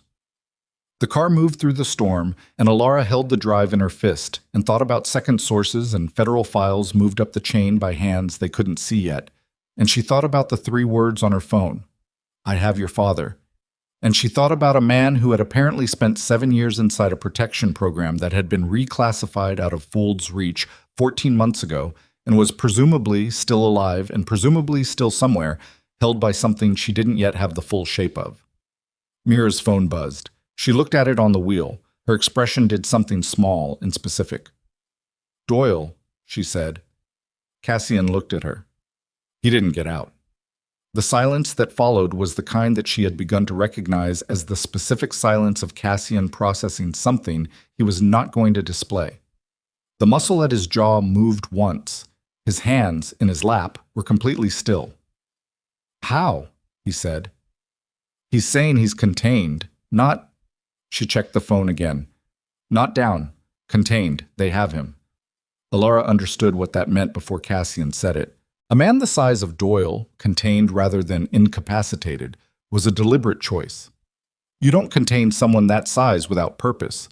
You contain them because they're worth more to you functional than not. "Leverage," she said. Cassian looked at her. "They're taking hostages," she said. "They took Doyle because having him means you have to account for him. It divides your attention." She looked at him steadily. "First my father, now Doyle. Kessler isn't trying to stop us through force. He's trying to stop us through the people we won't leave behind." Cassian said nothing for a long moment. He's done his research on you, Alara continued. The shape of it had clarified completely now, and it was cold and specific, and she said it because it needed to be said. He knows what you value. He knows the way you operate. She paused. Someone told him. Not Marcus. Marcus didn't know about Doyle at a personal level. Someone with a longer view. Cassian was looking straight ahead. The storm pressed the windshield. Mira was driving without instruction, navigating on judgment, which said something about how many times this kind of moment had required that of her. There's someone closer to me than Marcus, Cassian said. He said it the way you say the thing you've been refusing to say, the way you pull a piece of glass out of a wound, quickly, because slow only makes it worse. Someone who has known me longer and more specifically. A pause. And I know who it is. Alara waited. He looked at her, and for the first time since the parking structure, the control in his face was not fully in place. Not gone, not collapsed, but present in the way a wall is present after something has hit it. Still standing, changed in the standing. Mira, he said, take us to the Eastwick address. Mira said nothing. Alara looked at Mira's hands on the wheel. They were exactly as they'd been. Steady, positioned correctly at 9 and 3, the hands of a driver entirely focused on the road. Mira, Cassian said again. Differently. The single word doing something it hadn't done the first time. Mira's right hand left the wheel. It didn't go to the phone. It didn't go to the gear shift. It went to the door panel in a motion that was so practiced it barely registered as a motion at all, and what she produced from the door panel was small and flat, and she had it pointed at Cassian across the center console before Alara's brain had fully processed the sequence. I'm sorry, Mira said. Her voice was the same temperature it had been all night. That was the most frightening thing, that it was exactly the same. I genuinely am. Cassian looked at the weapon, at Mira, at the weapon again. The expression on his face was not fear and not surprise, and was not, quite, the compound thing from before. It was something cleaner and more devastating than all of those, the expression of a man who has been correct about something he desperately needed to be wrong about. How long? He said. His voice was completely steady. 3 years. Before Marcus. Yes. A pause. Marcus came in because I needed a secondary source inside your operations, someone I could direct without him knowing he was being directed. She kept the weapon level. He thought he was working for Kessler. He was working for me. Alara's hand tightened around the drive. You're not Kessler's person, Cassian said. Not a question. Kessler is an instrument. She said it the way you say a fact with no particular emotional content attached to it. He's been useful. He'll stop being useful when this is finished. A pause. Pull the drive out of your fist and put it on the console, she said, to Alara, without looking at her. I can see the outline through your coat. Alara didn't move. I won't ask again, Mira said. You'll crash the car, Alara said. I won't crash the car. Her voice was patient. I've been doing this for 3 years without crashing anything. Put the drive on the Alara, put the drive on the console. She set it down slowly, the way you set down something you intend to pick back up, and she kept her eyes on Mira's profile rather than the weapon, because the weapon wasn't the thing that was going to give her information. Mira's face was. And Mira's face was giving her very little, which was itself information. The specific blankness of someone who has arrived at this moment through a long calculation and made their peace with every step of it. Who do you work for? Cassian said. That's not a conversation for a moving vehicle. Make it one. A pause. The car moved through the storm. Mira's hand on the weapon did not waver. There's an organization above the Harlow Group. Kessler doesn't know it exists. He thinks he's operating independently. Thinks the network is his architecture, his design. It isn't. She said it without satisfaction, just fact. The Harlow Group is one node in something significantly larger. It was built to generate both revenue and legal exposure, controllable legal exposure, the kind that can be activated when a node becomes inconvenient and needs to be collapsed inward without contaminating the rest of the structure. Kessler is designed to be burned, Alara said. He was always designed to be burned. The question was when and how. Mira glanced at the drive on the console. Your documentation would have burned him on a timeline we didn't control. That's the problem. And my father, Alara said. Her voice came out steadier than she had any right to expect. Julian Voss. What does he know? Mira was quiet for exactly 3 seconds. He knows the name of the organization above Harlow. He encountered it before Kessler was ever relevant. He walked into federal protection 6 years ago because he intended to expose it, and then discovered that the federal structure he'd walked into had already been partially compromised. Another pause. He's been in a specific kind of stalemate ever since. Alive because he's more useful as a contained variable than a martyr. Held because releasing him means he talks. Where is he? Alara said. That's leverage I'm not surrendering in a moving car. Cassian moved. It was fast. Not faster than Mira. She had the weapon and the angle and 3 years of whatever she was. But it wasn't aimed at the weapon. He took the drive off the console with his left hand and put his right hand flat against the dashboard and said very quietly, "Stop the car." Mira looked at him. "Stop the car," he said again. "Because what you haven't accounted for is that I would rather wreck this vehicle at 40 miles an hour in a blizzard than let you drive us to wherever you're taking us. And you know that about me." He held her gaze. "Stop the car, Mira, and tell me what you actually want. Because if you wanted us dead, we'd already be dead. So tell me what this is." The car slowed. Mira looked at the road, at Cassian, at the weapon in her hand, as if seeing it from a slight distance. And she said very quietly, the first thing she'd said all night that sounded like something breaking rather than something controlled. "I want out, and you're the only person on earth I believe can get me there." The car stopped. Outside, the blizzard buried the city in white silence, and in the stopped car on an empty Chicago street, 3 people sat with a truth that made every previous calculation obsolete. Because Mira Kane, the person Cassian Vale had trusted longer than anyone alive, was not a traitor. She was a prisoner who had just run out of time to keep pretending otherwise. And somewhere in the city, in a location only she knew, Julian Voss was still alive. And the people holding him had just realized that their most reliable asset had gone silent. Nobody moved for a long time after Mira said it.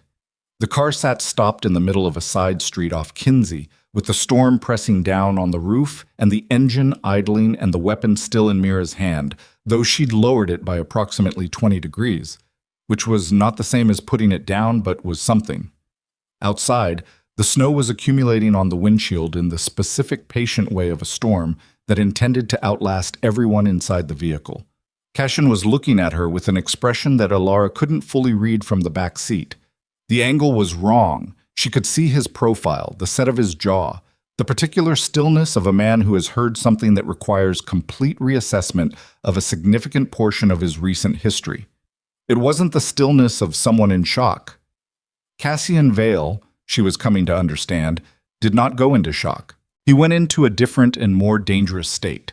A kind of total interior reorganization that looked like stillness from the outside and was, in fact, the most active thing he did. 3 years, he said. Yes. You were recruited 3 years ago. I was identified 3 years ago. I was already compromised before that. They had material on me I couldn't counter. The recruitment was a formality. She said it without self-pity, just the flat accounting of a person who has gone over the sequence enough times to have stripped it of emotional content. They needed someone inside your operation who wasn't Kessler adjacent, someone you trusted categorically, someone who had access to your decision-making at the level below the decisions themselves. A pause. I was the obvious choice. What material? She looked at him. Something moved behind her face, the first crack in the temperature she'd maintained all night. My daughter, she's 12. Her father is someone I can't protect her from without resources I don't have independently. She stopped. They have documentation that would... It doesn't matter what it would do. It would take her from me. That's what it would do. Ren, in the back seat beside Alara, had gone absolutely still in the way of someone very young who is in a situation that has exceeded the parameters he'd anticipated when he signed on for whatever version of this work he thought he'd signed on for. Cassian took the weapon from Mira's hand, not forcibly. She let it go. He checked it, made it safe, put it in his jacket. My daughter, from Mira, was something he was filing and would return to. Right now, Julian Voss. Where? A facility in Pullman, Industrial Park, Southeast Side. Building that was a cold storage operation until 18 months ago. It's registered to a company called Veristone Logistics, Delaware entity, no operational history, fronted by a property management firm in Wilmington. She said it quickly and completely, the way someone gives information they've been holding back for a long time, gives it when they finally let go. The relief of the release visible even in the pace of the words. There are 4 people maintaining the site, not Kessler's people, the organization's people. Above Kessler entirely. How do you know he's still there? Because I checked the site status 6 hours ago as part of my normal reporting function. He was there. His status was, they call it static, which means contained, present, maintained. Her hands were on the wheel, not gripping it, just resting there. When I go dark, when they realize I'm not reporting in, the first thing they'll do is move him, or worse. Cassian looked at the clock on the dash. How long before they flag you as dark? I was supposed to check in 40 minutes ago. The number landed in the car like a stone dropped in still water. Concentric rings of implication spreading outward. 40 minutes. They'd been stationary for 6 of those, moving for the others, and every minute they spent not moving was a minute the organization above Harlow was calculating the silence and arriving at conclusions. Drive, Cassian said. Where? Pullman. He already had his phone out, the clean burner Wren had produced, not his own. And talk while you drive. Everything. The organization, structure, names, what you know about federal penetration, all of it. You have 40 minutes to give me everything you've been carrying for 3 years. Mira drove. She talked for 31 minutes without stopping. Elara sat in the back seat and listened and did what she'd trained herself to do in 2 years of being furniture that watched. She retained everything, filed it in the specific ordered way she'd developed for information she couldn't write down, cross-referencing as new pieces arrived against the architecture already built. The organization above Harlow had no name that Mira had ever heard used. It was referred to internally, in the communications she'd been party to, only as the structure, never capitalized, never elaborated, as if naming it more specifically would give it an edges someone could grab onto. It operated across 11 cities. It had federal penetration at 2 levels, a mid-level DOJ official whose name Mira didn't have, but whose function she could describe specifically enough that Folds could likely identify him, and a second penetration point that was not DOJ, but congressional, a staff member on the oversight committee that would normally be the check against exactly the kind of institutional corruption the structure represented.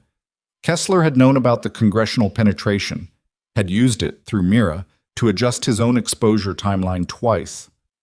Marcus had not known any of this. Marcus, who had thought he was Kessler's man, had in fact been Mira's instrument, passed information he believed was going to Kessler that was in fact being filtered through Mira before it arrived anywhere, stripped of details that would have given him too clear a picture of the organization's full shape. Victor Kostova, Cassian said at the 20-minute mark.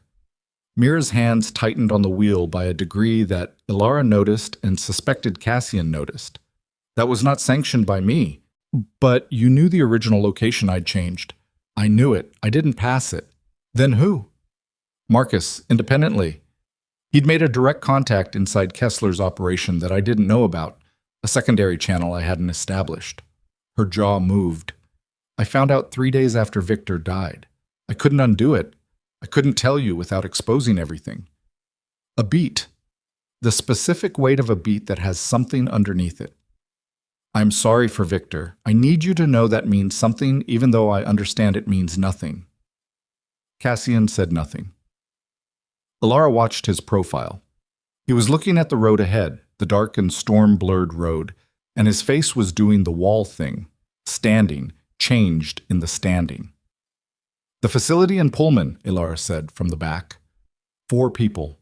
Are they armed to a specific level or serious level, Mira said. These aren't Kessler's crew. They're trained differently, quieter. They don't escalate unless they've already decided on an outcome. Then we can't go in with 2 people in a car. 3, Ren said from beside her. He said it quietly and without particular drama. Everyone looked at him. He was looking straight ahead, his bag on his lap, his expression that of someone who has made a decision and is not interested in arguing about it. 3 people in a car. Cassian had been on the burner phone during the last 10 minutes of Mira's account. 3 separate calls, brief, specific, the kind of calls you make to people who understand that brevity is precision. He ended the 3rd one as they crossed into the southbound lanes. We'll have support at the facility. 2 of my people who Marcus never had contact with, completely outside the compromised network. He looked at Mira. You're certain about the layout? I've seen the site documentation twice. Ground floor entry points, 2 main, 1 service. The holding area is basement level, 1 access stair, no elevator. The basement has a single entry point, which is also the exit point, which is their tactical advantage. She paused. They put him there because it's a choke point. Anyone coming in has to come through the 1 access. Unless, Elara said. Everyone looked at her. Cold storage facilities have secondary ventilation infrastructure. Industrial units that size, they have external ventilation shafts on the basement level for refrigerant cycling, maintenance access. She looked at Cassian. If the building was operational until 18 months ago, that infrastructure is still there. She paused. I know industrial building layouts. Damon had 3 cold storage properties in the portfolio I managed for 8 months before he took the accounts away from me. I know what they look like from the plans. Cassian looked at her for a 2-second beat. Ren, he said. City building permits database. Veristone Logistics, Pullman, cold storage conversion. Get the original structural plans. Ren was already on his tablet. Give me 4 minutes. Hartshamt. The facility materialized out of the storm as a low, dark shape at the end of a road that had stopped being maintained some time ago. The surface broken and heaved by freeze-thaw cycles. The perimeter marked by a chain-link fence with a single gate that was closed but not fortified, which Mira said was deliberate. Fortified gates announced occupancy.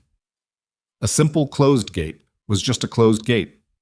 They'd stopped 2 blocks out, at a spot where a parallel service road offered concealment behind a derelict loading dock. Cassian's 2 additional people were already there, a man and a woman, introduced as Reeves and Sato, who had the specific quality of people who needed no introduction beyond that. Reeves was carrying a bag that clinked when he set it down. Sato was looking at the facility's roofline with the focused attention of someone taking a professional measurement. Ren had the structural plans on his tablet. Elara had looked at them for 90 seconds and confirmed what she'd suspected. The ventilation shaft access was on the east exterior wall, ground level, a maintenance panel that would be locked but not reinforced because it led to ductwork rather than an occupied space. The ductwork drops into the basement level here, she said, pointing at the plans. The wind was brutal, whipping the tablet screen with snow, and she was holding it with both hands to keep it stable. The maintenance crawl is rated for 60 inches of clearance. I can fit. You're not going in alone, Cassian said. Someone has to go through the main access to draw their attention. If 4 armed people hear 1 sound from the vent shaft and nothing happening at the main entry, they sweep the basement immediately. She looked at him. The cold was making her eyes water and she let it, didn't blink it away. I go through the shaft. You take the entry. The moment their attention goes to the entry, I'm already in the basement. And if their attention goes to the entry and someone stays in the basement, then I deal with that when it happens. That's not a plan. It's the only plan that gives my father a chance of being alive when this is over. She held his gaze in the wind and the snow and the dark. You know I'm right. He looked at her for a long moment, long enough that the snow had time to accumulate on the shoulders of his jacket, that particular wet Chicago snow that stuck to everything. Then he looked at Reeves. What do you have in the bag? Reeves opened the bag. They spent 4 minutes on logistics, who took which position, timing, the specific signal that would coordinate the entry with Elara's movement through the shaft. Sato had a device that could interrupt localized communications in a 30-foot radius for approximately 90 seconds, which she described with the casual specificity of someone explaining a kitchen appliance. Mira was not part of the plan in any active capacity. This had not been discussed. It had simply been understood. She stood at the edge of the group with her arms crossed and her face doing the temperature thing, and she did not argue, which said more than arguing would have. "Stay with the vehicle," Cassian told her. Not harshly, just clearly. "I know," she said. Alara looked at her before they moved, held Mira's gaze for a second, too. She didn't know what to do with Mira Kane. She didn't know if anyone did yet. The woman had been a traitor and a prisoner, and possibly something more complicated than either. And the complexity of it was not something Alara had the bandwidth to process in a blizzard outside a Pullman cold storage facility with her father somewhere in the basement. She looked away and followed Cassian toward the fence. The maintenance panel was exactly where the plans showed it. The lock was a standard keyed padlock, which Reeves handled in 11 seconds with a tool from his bag. The panel came open on a space that smelled like machine oil and old refrigerant and the specific darkness of places that haven't been opened in a long time. Alara went in feet first, on her back, the drive pressed against her sternum and her phone in her pocket with the screen dark. The shaft was 62 inches of clearance according to the plans, and her body was smaller than 62 inches. She was fine. She was fine. The ankle was screaming at the angle, but she was fine. She moved by feel, by the slight downward grade of the ductwork that the plans had shown her, pulling herself forward with her forearms on the metal surface that resonated with every contact like the world's worst percussion instrument. She counted distance in her head, 30 feet of horizontal.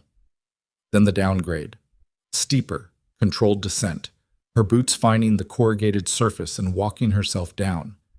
Then the bottom, a grate.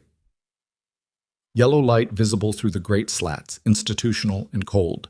She heard voices, 2 of them, below and to her left.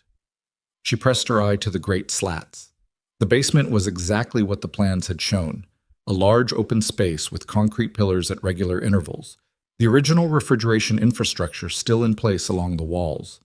At the far end, near the single access stair, 2 men stood in postures of practiced, relaxed readiness. The kind of readiness that doesn't look like readiness until it activates. They were looking toward the stair. They'd heard something above. Sato had triggered the communication disruption. Alara heard the soft subsonic pulse of it even through the ductwork, felt it more than heard it. Then the entry team hit the main door and both men moved toward the stair with the coordinated efficiency Mira had described, and Alara drove her elbow into the grate. It gave on the second strike. She dropped 6 feet to the concrete floor, landed badly on the left, came up moving before the pain fully registered. She swept the space. The 2 men were committed to the stair, backs 3/4 to her, responding to the entry. 2 more she hadn't seen from the grate were in a side room whose door was now open, also moving toward the entry noise. 4, all moving the wrong direction. She went the right direction. The holding area was not labeled. It didn't need to be. There was 1 door in the basement with a different kind of hardware on it. A deadbolt and a secondary lock, both keyed, and she didn't have keys, she had nothing. She had a flash drive against her sternum, and a cracked phone, and a wrecked ankle, and 2 years of learning to be underestimated. She drove her shoulder into the door, solid, didn't move. Behind her, the sounds from the stair had changed. She had maybe 30 seconds before someone turned around. She looked at the door, at the frame, at the specific age of the building and the specific quality of the hardware. Not new, not maintained, the kind of locks put on a door by people who relied on the location rather than the fortification. She stepped back, braced on her right foot, and drove the heel of her left boot into the area directly beside the secondary lock, the exact spot where the bolt met the frame, twice in rapid succession, the pain in her ankle converting itself to something she noted and dismissed. And on the second strike, the frame cracked and the door swung inward. The room was small, a cot, a light. A man sitting on the cot who had the posture of someone who had been sitting in rooms like this long enough to have made an economy of his posture. Upright, conserving, present. He looked older than she remembered. Of course he did. He looked like himself filtered through 7 years of circumstances she didn't yet know and couldn't imagine. His hair was gray where it had been gray-streaked. His face had lines that hadn't been there. He looked at her, and something happened in his face that she had no word for either. The compound of recognition and disbelief and a specific anguish that came from being found by the exact person you'd spent years trying to protect from the consequences of being found. "Ilara," he said, "the way you say a name you've said privately to yourself 10,000 times and finally say aloud." She didn't have time for any of the things she felt. She was aware of that with complete clarity. "Can you walk?" she said. He was already standing. "Yes." "Then we go now." She grabbed his arm and they went. The basement had erupted behind them. She heard the specific collision of her entry team with the 4 facility guards, heard the controlled chaos of it, heard Cassian's voice cutting through once, short and directional, and she moved her father toward the maintenance shaft and understood that the shaft was not an exit option with him. He was not small enough, not in the condition for it. The stair.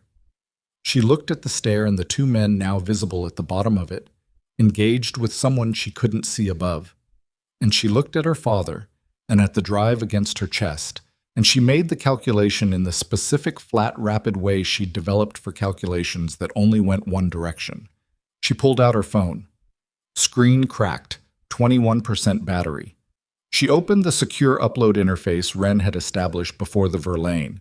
Still active, still connected through the backup network relay he'd built into the tablet's output. She plugged the drive into the adapter Ren had given her in the car, the small one she'd been carrying in her pocket since the warehouse, the one she hadn't used yet because the timing hadn't been right. The timing was right. "What are you doing?" her father said, behind her. "Sending it," she said, "right now. All of it. Fouls and the 2 secondary endpoints simultaneously." She watched the upload bar. The basement connection was poor. The walls were thick, the signal degraded. The bar moved at a pace that was inconsistent with the amount of time she estimated they had. "Ilara, if we don't get out of here, the drive needs to already be gone." She said it without looking up from the screen. "If they take us, they get the drive, and it means nothing. If the drive is already uploaded, they still have us. They have us either way." She looked at him then, quickly, her eyes meeting his over the lit screen. "But they only win if the drive goes with us." He looked at her for a moment. Her father, who she hadn't seen in 7 years, who had apparently spent those years inside a stalemate she was only now understanding the full shape of. And something in his face shifted from the specific anguish of the found to something else. Something that looked, very briefly, like the particular recognition of a man seeing himself in someone he raised. "How long?" he said. She looked at the upload bar, 63%. 90 seconds. Behind them, the sounds from the stair had changed again. One of the 2 men at the bottom was turning. Cassian appeared at the top of the stair. He took in the scene, her father, the phone in her hand, in approximately 1 second, and he said nothing, just held the position at the top with Reeves behind him, holding the access point, buying her the 90 seconds she'd asked for without knowing she'd asked for them. 71%. The man at the bottom of the stair completed his turn and saw them. Ilara put her body between him and her father and held the phone behind her back with both hands and looked at the man directly. He was large and trained and looking at her the way people looked at variables they were reassessing. His partner was down. She couldn't see how, just that he was horizontal near the base of the pillar. This one was standing and calculating. He took 1 step toward her. From the top of the stair, Cassian's voice came down flat and absolute. "Don't!" The man stopped, looked up, looked at Cassian, made a calculation that apparently arrived at the same destination all calculations arrived at when the variable on the other end was Cassian Vale, because he stopped moving and put both hands visible. 91%. Ilara's phone hand was shaking. She didn't count the seconds this time. She just held it. The bar hit 100. Upload complete. 3 of 3 endpoints confirmed. She exhaled. It came out shaky and long, and she let it, allowed herself that one exhale, and then she straightened and turned and handed her father the phone and said, "Hold this." Then she walked to the stair and started climbing toward Cassian and the door above and the storm beyond it, and her ankle was a fire she was walking on, and she didn't break pace. Cassian looked at her when she reached the top, at her face, at her hands, at the space behind her where her father was beginning the climb. "Done," she said. "Done," he confirmed. He'd seen the upload notification on Ren's relay monitor in his earpiece. He'd known before she reached the top. He'd asked anyway, she understood, because some things needed to be said aloud.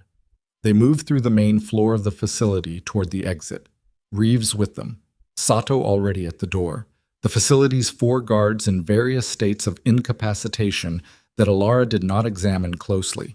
Her father moved beside her, not fast but steady, with the gait of a man who has maintained himself against the possibility of exactly this moment. They hit the exterior door, and the storm took them. The cold was vicious and complete, and Alara walked into it with her father's arm under her hand, and Cassian on her other side, and the blizzard bearing everything behind them. And for approximately 4 seconds she allowed herself to feel the full weight of what had just happened. The upload, the confirmation, her father's face in the small room, the 7 years, all of it. And then she put it back in the place where she kept things that needed to wait, and she moved. The vehicle was where they'd left it. Mira was behind the wheel, engine running exactly as instructed. She looked at Julian Voss when he got into the back seat, and her expression did something brief and complicated that Alara filed without analyzing. Ren, from the far seat, held up his tablet. The screen showed 3 confirmation receipts: Fold's endpoint, the Congressional Oversight Contact Secure Server the journalist Cassian had named. All 3 confirmed. All 3 time-stamped 3 minutes and 40 seconds ago. "It's out," Ren said. "It's out," Alara said. Her father looked at the confirmations on the screen. Then he looked at his daughter. Then he said, very quietly, the voice of a man who has been in a room for a very long time, finally breathing outside air. "There's something else. Something I didn't put in any file because putting it in a file was how they found the files." He looked at Cassian. "The name of the organization above Harlow. I know it. I've known it for 9 years. He paused. "And the person running it is not someone any of you have considered, because she's been running it from inside the structure that's supposed to stop it." The vehicle went completely silent. Outside, the blizzard pressed against the windows, and Mira's hands on the wheel had gone absolutely, dangerously still, and Alara looked at her father and understood that the thing she'd thought was finished, the upload, the confirmation, the escape, was not the end of anything. It was the moment the real target finally stepped into the light. Julian Voss said the name quietly. 1 name, 2 words. And the effect it had on the inside of that vehicle was the effect of a stone dropped through ice. The surface breaking outward from a single point, everything that had seemed solid suddenly revealing the water underneath. Mira's hands came off the wheel, not dramatically, just released, like something that had been held under pressure finally let go. She pressed them flat against her thighs and looked straight ahead through the snow-blurred windshield and said nothing, which was its own kind of answer. "You know her," Cassian said. "Not to Julian, to Mira." "She's the one who has my daughter," Mira said. Her voice had finally lost its temperature. It came out rough at the edges, the specific roughness of something scraped down to what it actually was. "She's the reason I did everything I did. She didn't recruit me. She bought me." A pause. "Her name is Senator Carolyn Vash, Senate Intelligence Committee. 12-year incumbent, architects of oversight on the exact agencies she's been running compromised for a decade." Cassian was very still. "The congressional leak," Alara said. It wasn't a staff member." "No," Julian said. "It was never a staff member. That was the layer she maintained for anyone who got close enough to start looking. A staff member who genuinely believed he was acting independently, who had been carefully positioned to look like the terminus." He looked at his hands. "She uses people that way, genuine participants who don't know their furniture." Alara heard the word and felt it land in her chest. Furniture. The word she'd used for herself.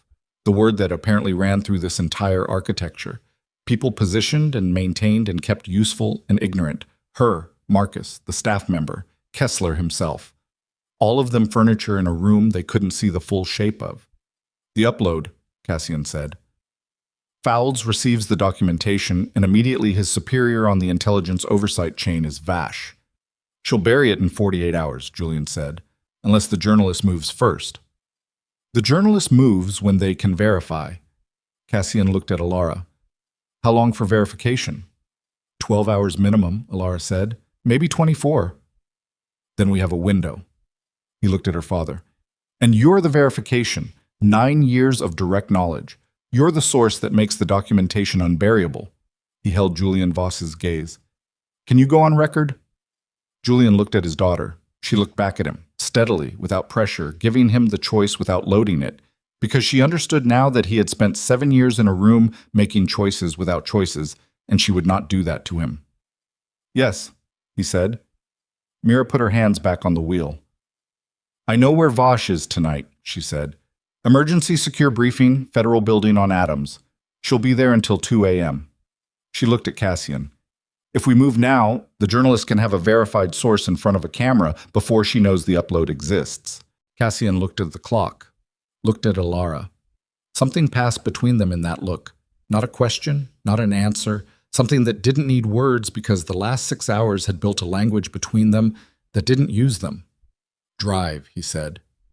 Mira drove. And somewhere across the city, in a federal building on Adams Street, a woman with 12 years of carefully constructed power sat in a briefing room with no idea that the furniture had finally started watching back.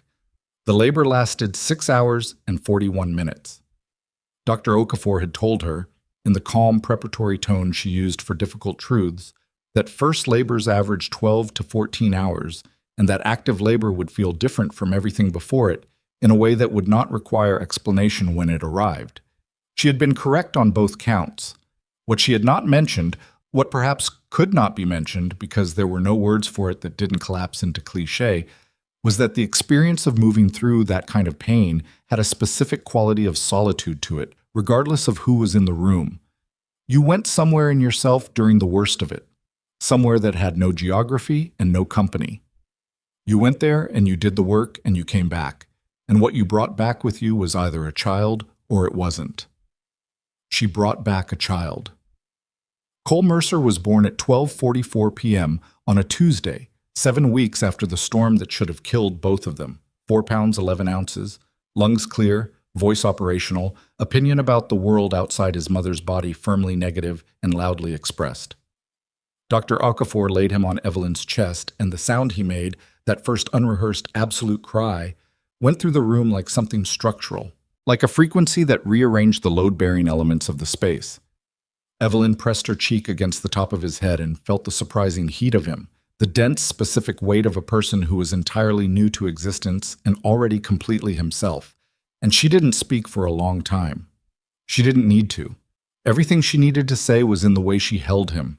Both hands, full coverage, the particular grip of someone who has been fighting for something for a long time and has finally arrived at the moment of holding it. Dominic was in the doorway. He hadn't been in the room during the delivery, had been in the corridor outside with the specific kind of alert stillness she'd come to understand was his version of pacing, present without intruding, available without performing availability. She'd heard his voice twice through the door during the hardest hours, not speaking to her but to Carver, keeping his network running even while he was anchored to this hallway, because that was the kind of man he was. The operation didn't stop because a child was being born, but the child's birth was sufficient reason to personally ensure the operation stayed close. He stood in the doorway now and looked at her with Cole on her chest, and whatever he was thinking, he kept it in the place where he kept everything that mattered most. In the stillness behind his eyes, in the controlled steadiness of a man who had learned at some cost that feelings were not the same as weakness, but that they had their time and their place, and this one, right now, belonged to her. He's loud, Dominic said. Yes, she said. He stayed in the doorway for another moment. Then he nodded, that single unit of acknowledgement, and left her to it. She held her son and listened to Miami outside the window and let the next hour be only what it was.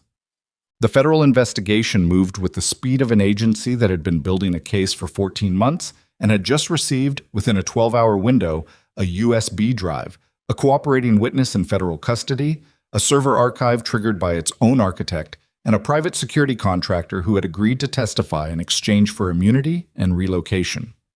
The speed also reflected the specific character of the assistant U.S. attorney managing the case, a woman named Helena Voss, who Dominic had described as not interested in what he did, only in what Northgate had done, and who turned out, upon actual encounter, to be precisely what Dominic's terse description suggested: compact, humorless, in the way of people who find their work too serious for humor, and possessed of the particular intensity of someone who had spent 14 months building toward a moment that had now arrived and intended to make the most of every hour of it.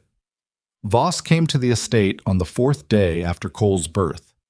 She sat in the main sitting room, the same room where Evelyn had sat across from Ashworth, with 2 agents and a recorder and the air of someone who had done this a very large number of times and found the process both essential and tedious.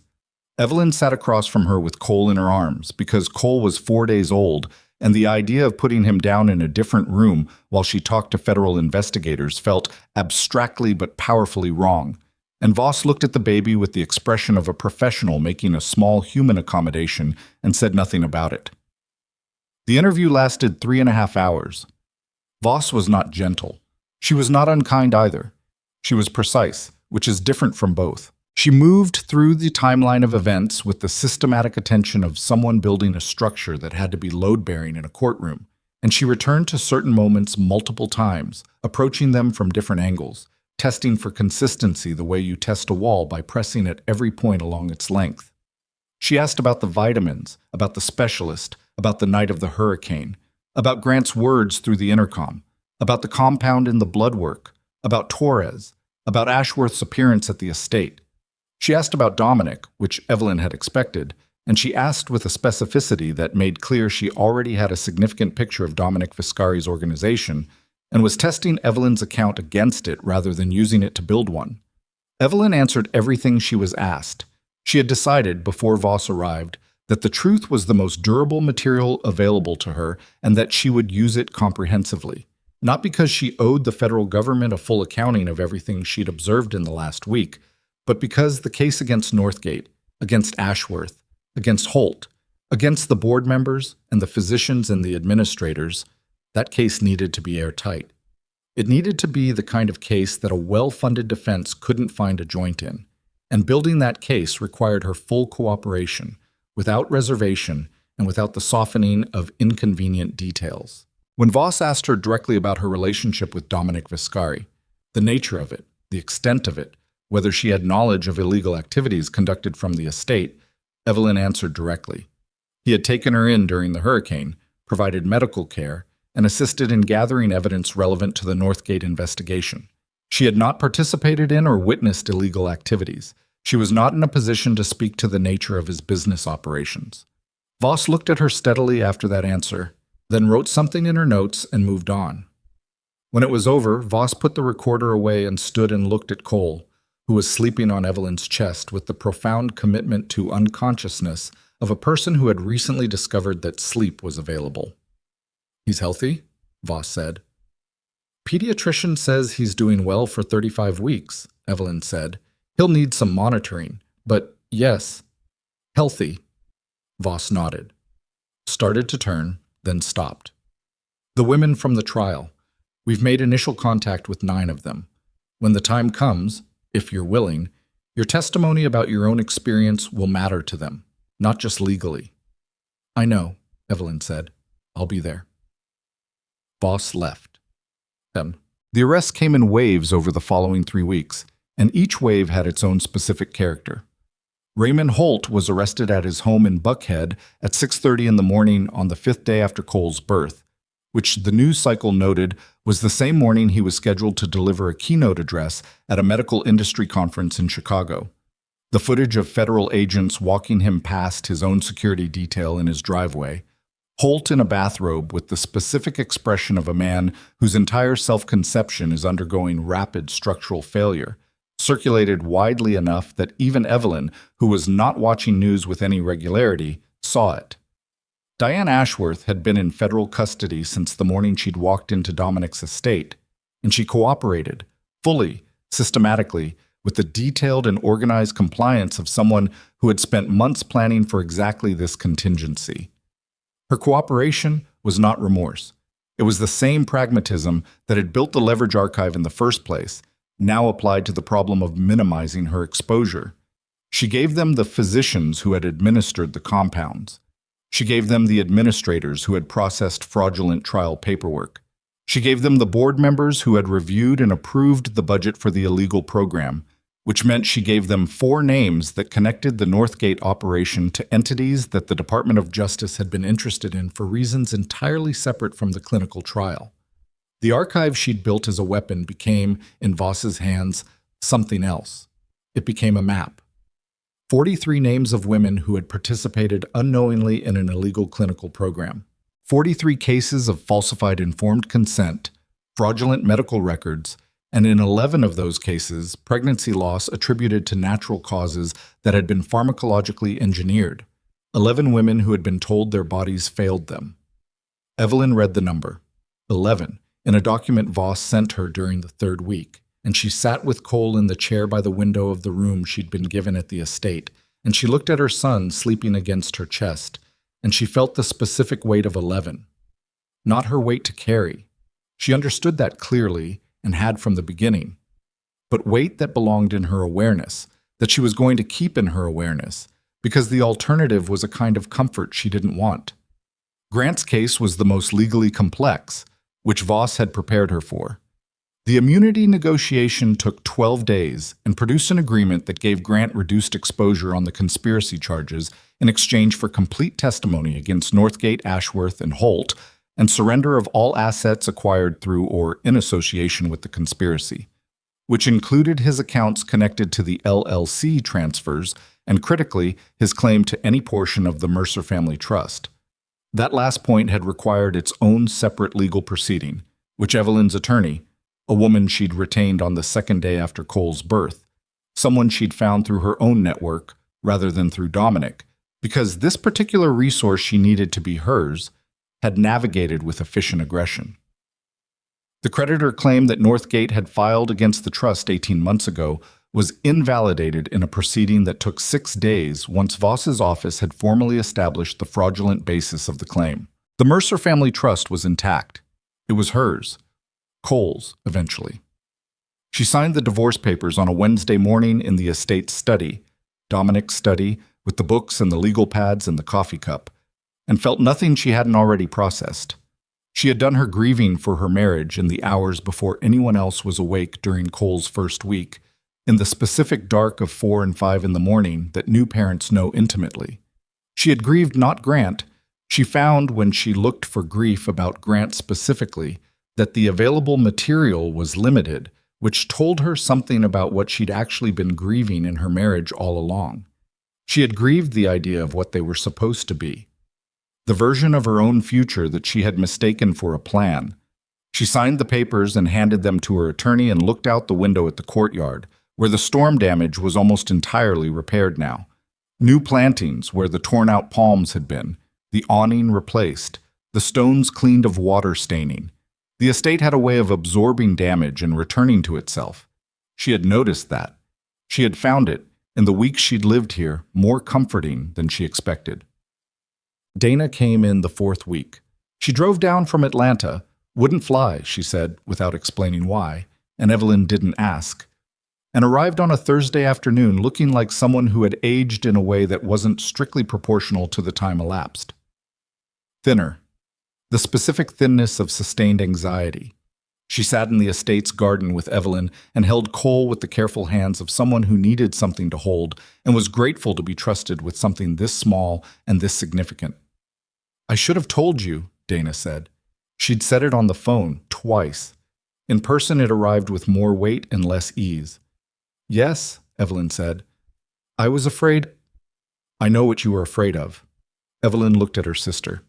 At the familiar lines of her face, the particular way she held her jaw when she was bracing for something, which was the same way their mother had held hers. "You made a choice that prioritized your children over mine. I understand the math of that, even though it nearly killed us." She held Dana's gaze. "I'm not going to tell you it's forgiven and behind us. It's not behind us yet. But," she looked at Cole in Dana's arms. "You called. In the end, you called." Dana looked down at Cole. Her jaw was doing the thing.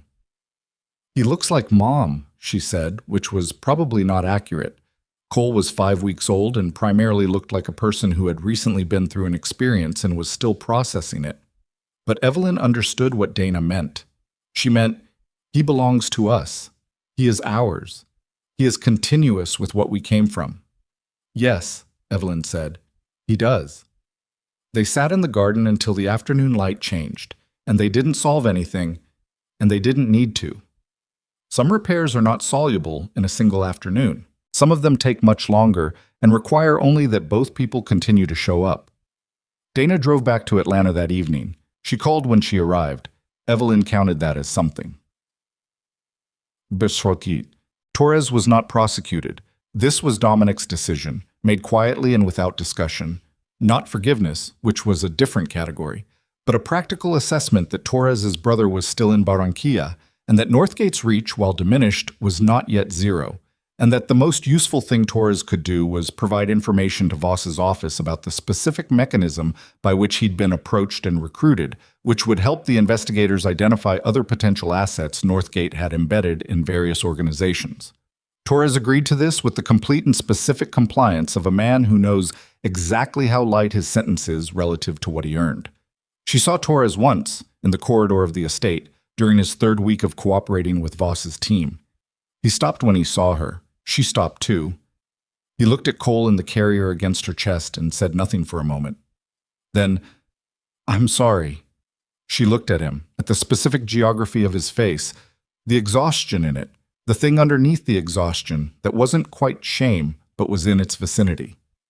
She thought about what Dr. Okafor had said about brave people making themselves targets and patient people living longer. She thought about a family in Barranquilla. She thought about the particular mechanisms by which people who are not evil get used by people who are. "I know," she said. She moved past him down the corridor. She didn't think about Torres again for a long time, and when she did, it was without the heat that the thought had carried in the early weeks. The heat goes somewhere, eventually. It doesn't disappear. She wasn't naive about that, but it goes into the ground, like flood water, and what's left on the surface is something you can walk on. She stayed at the estate for 6 weeks. This was practical at first. Cole needed Dr. Okafor's monitoring.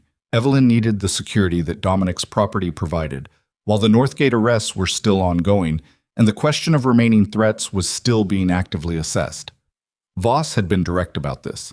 The board members' personal security details needed to be accounted for before Evelyn should consider returning to standard civilian life. Until then, the estate was the safest available environment. But the practicality became, around the 4th week, something else.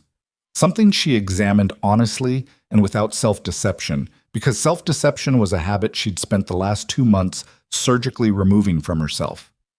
She stayed because of Dominic.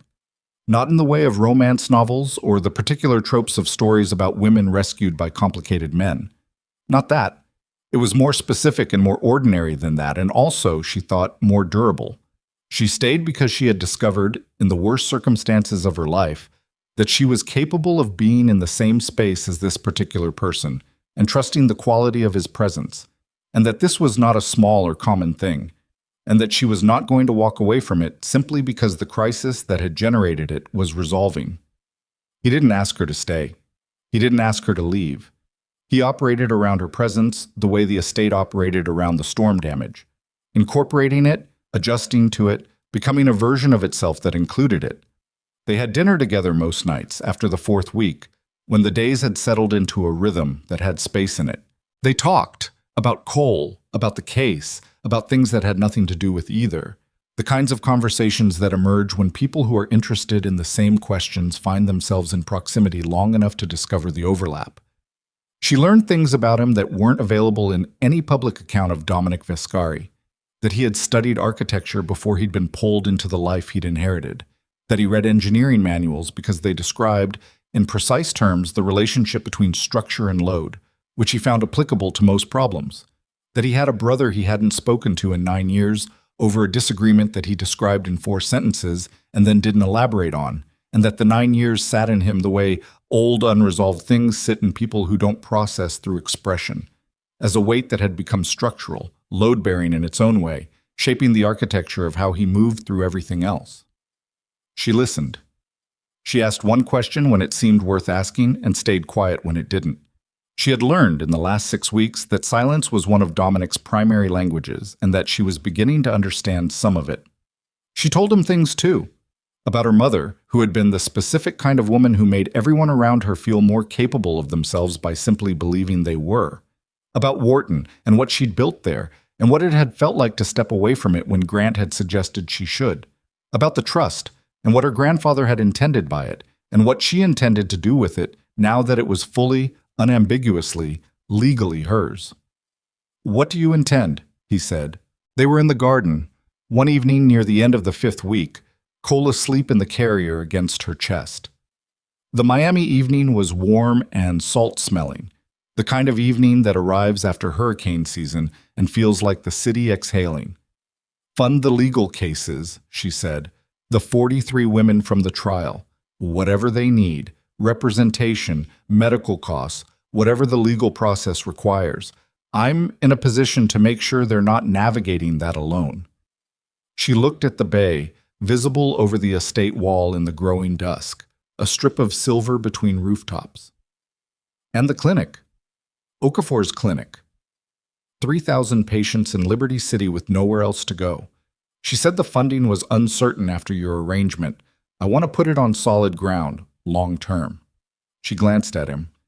"She said you'd funded it." "Temporarily," he said. "It was always meant to be temporary." "I know."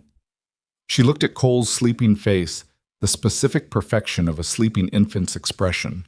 Not peaceful exactly, but complete. Self-contained.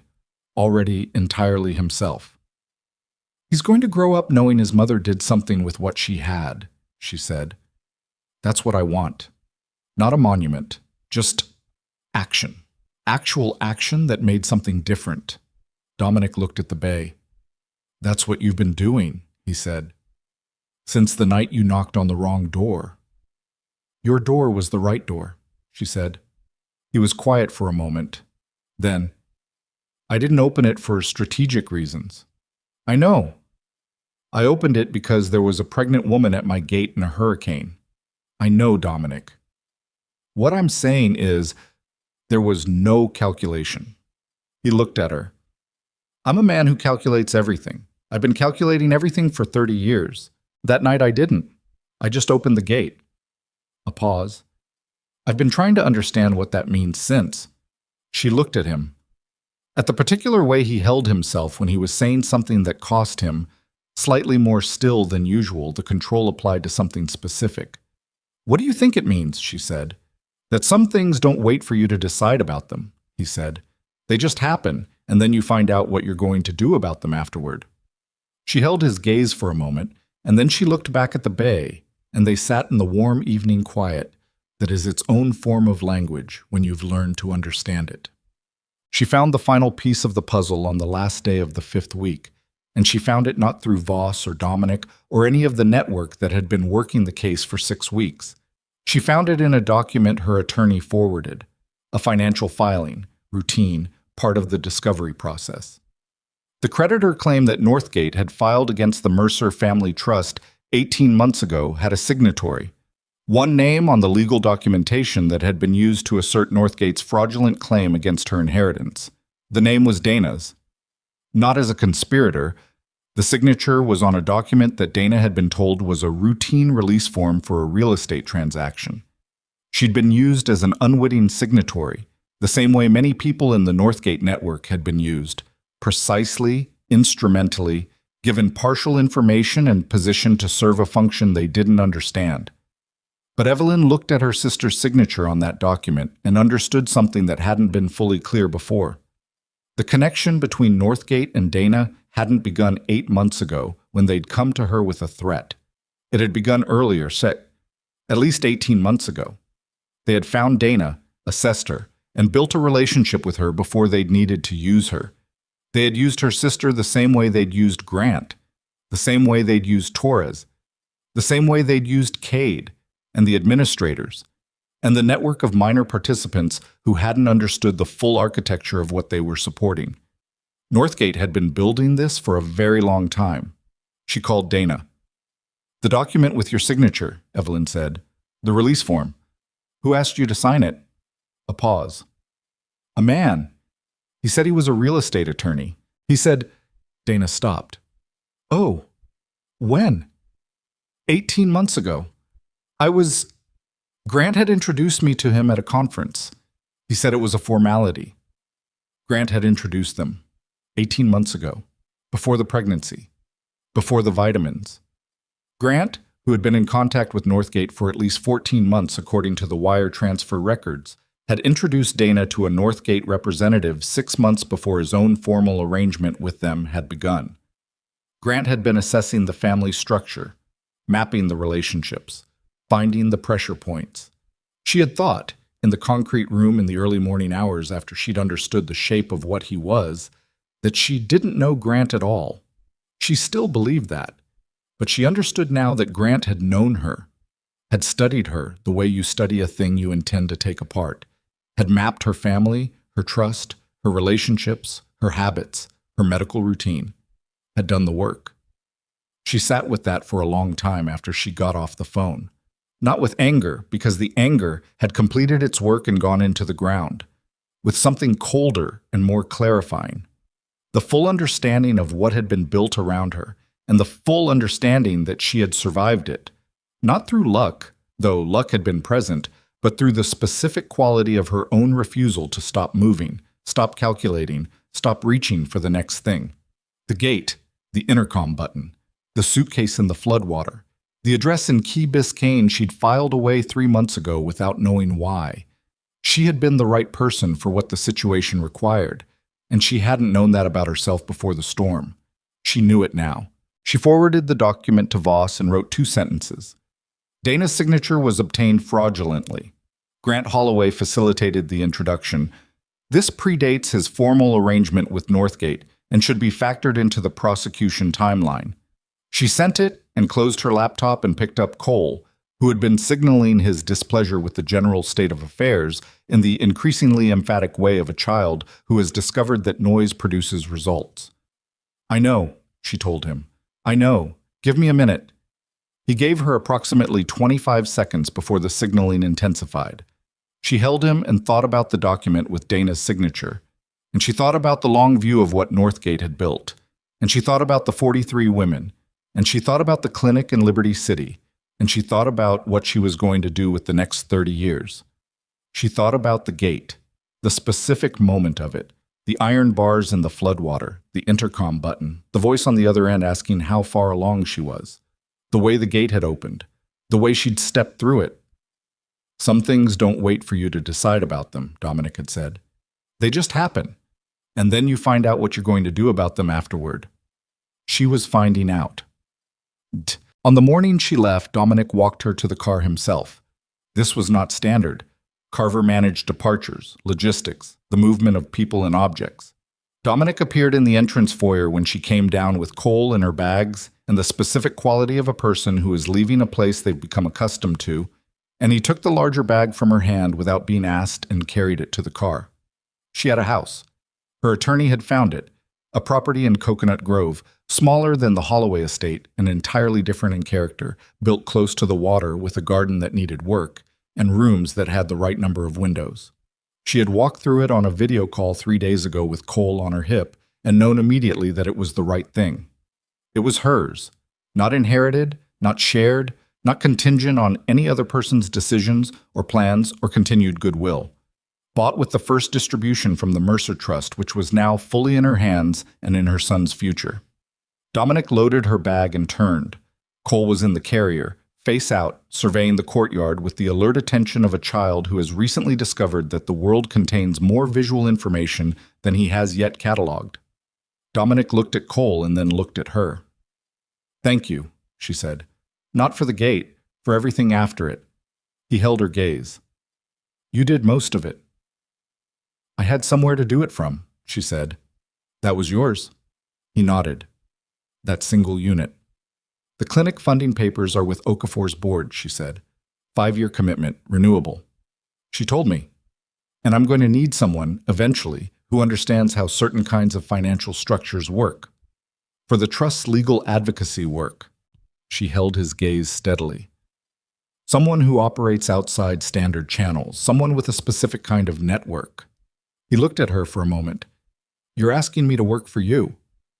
"I'm asking if you'd be interested in working with me," she said, "when the timing is right.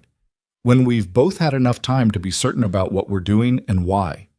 He held her gaze for a long moment, and in the quiet of the morning courtyard, with the bay visible over the wall and Cole making small, observational sounds about the state of the world, something moved through Dominic Vescari's expression that was not the controlled thing he usually offered. Something that had been building for 6 weeks, in the particular pressure of proximity and shared purpose and the daily accumulation of moments that matter, and that arrived now fully and without apology. He reached out and touched Cole's hand, one finger, gently, the specific tentativeness of someone who is not practiced in this kind of contact and is doing it anyway. And Cole, with the profound and non-discriminating confidence of a 6-week-old, closed his hand around Dominic's finger and held on. Neither of them said anything about it. She got in the car. Dominic closed the door and stepped back, and the car moved toward the gate, and she watched through the rear window as the gate opened. The same gate, the iron gate, smaller in daylight than it had seemed in the flood, with water at her waist and the hurricane working at her back. And she passed through it into the street. She faced forward. The city was fully itself on a clear October morning, heat already building, the bay glittering beyond the rooftops, the streets alive with the particular energy of a place that has taken damage and returned to function and carries both experiences simultaneously. Miami after the storm. Still standing. Marked by what had happened to it, but not defined by it. Incorporating the damage, adjusting, becoming a version of itself that included it. Cole made a sound. Not crying, something more exploratory. The sound of a person encountering a new thing and deciding what to make of it. "I know," Evelyn said. "New car, new house, new everything." She kept her eyes on the road ahead. "It's all right. We're all right." She drove south through the clear morning toward the house with the right number of windows and the garden that needed work, toward the 43 women whose cases were already in motion, toward the clinic and the trust and the long, careful construction of a life that belonged entirely to herself and her son. And she didn't look in the rear-view mirror again. She didn't need to. What was behind her was finished. What was ahead was everything that came after surviving, which is the part nobody tells you about. Harder in some ways than the surviving itself, and in every way that matters, more worth doing. Cole fell asleep before they reached the causeway, tucked against her chest, small and warm and entirely untroubled by the morning. Evelyn drove on.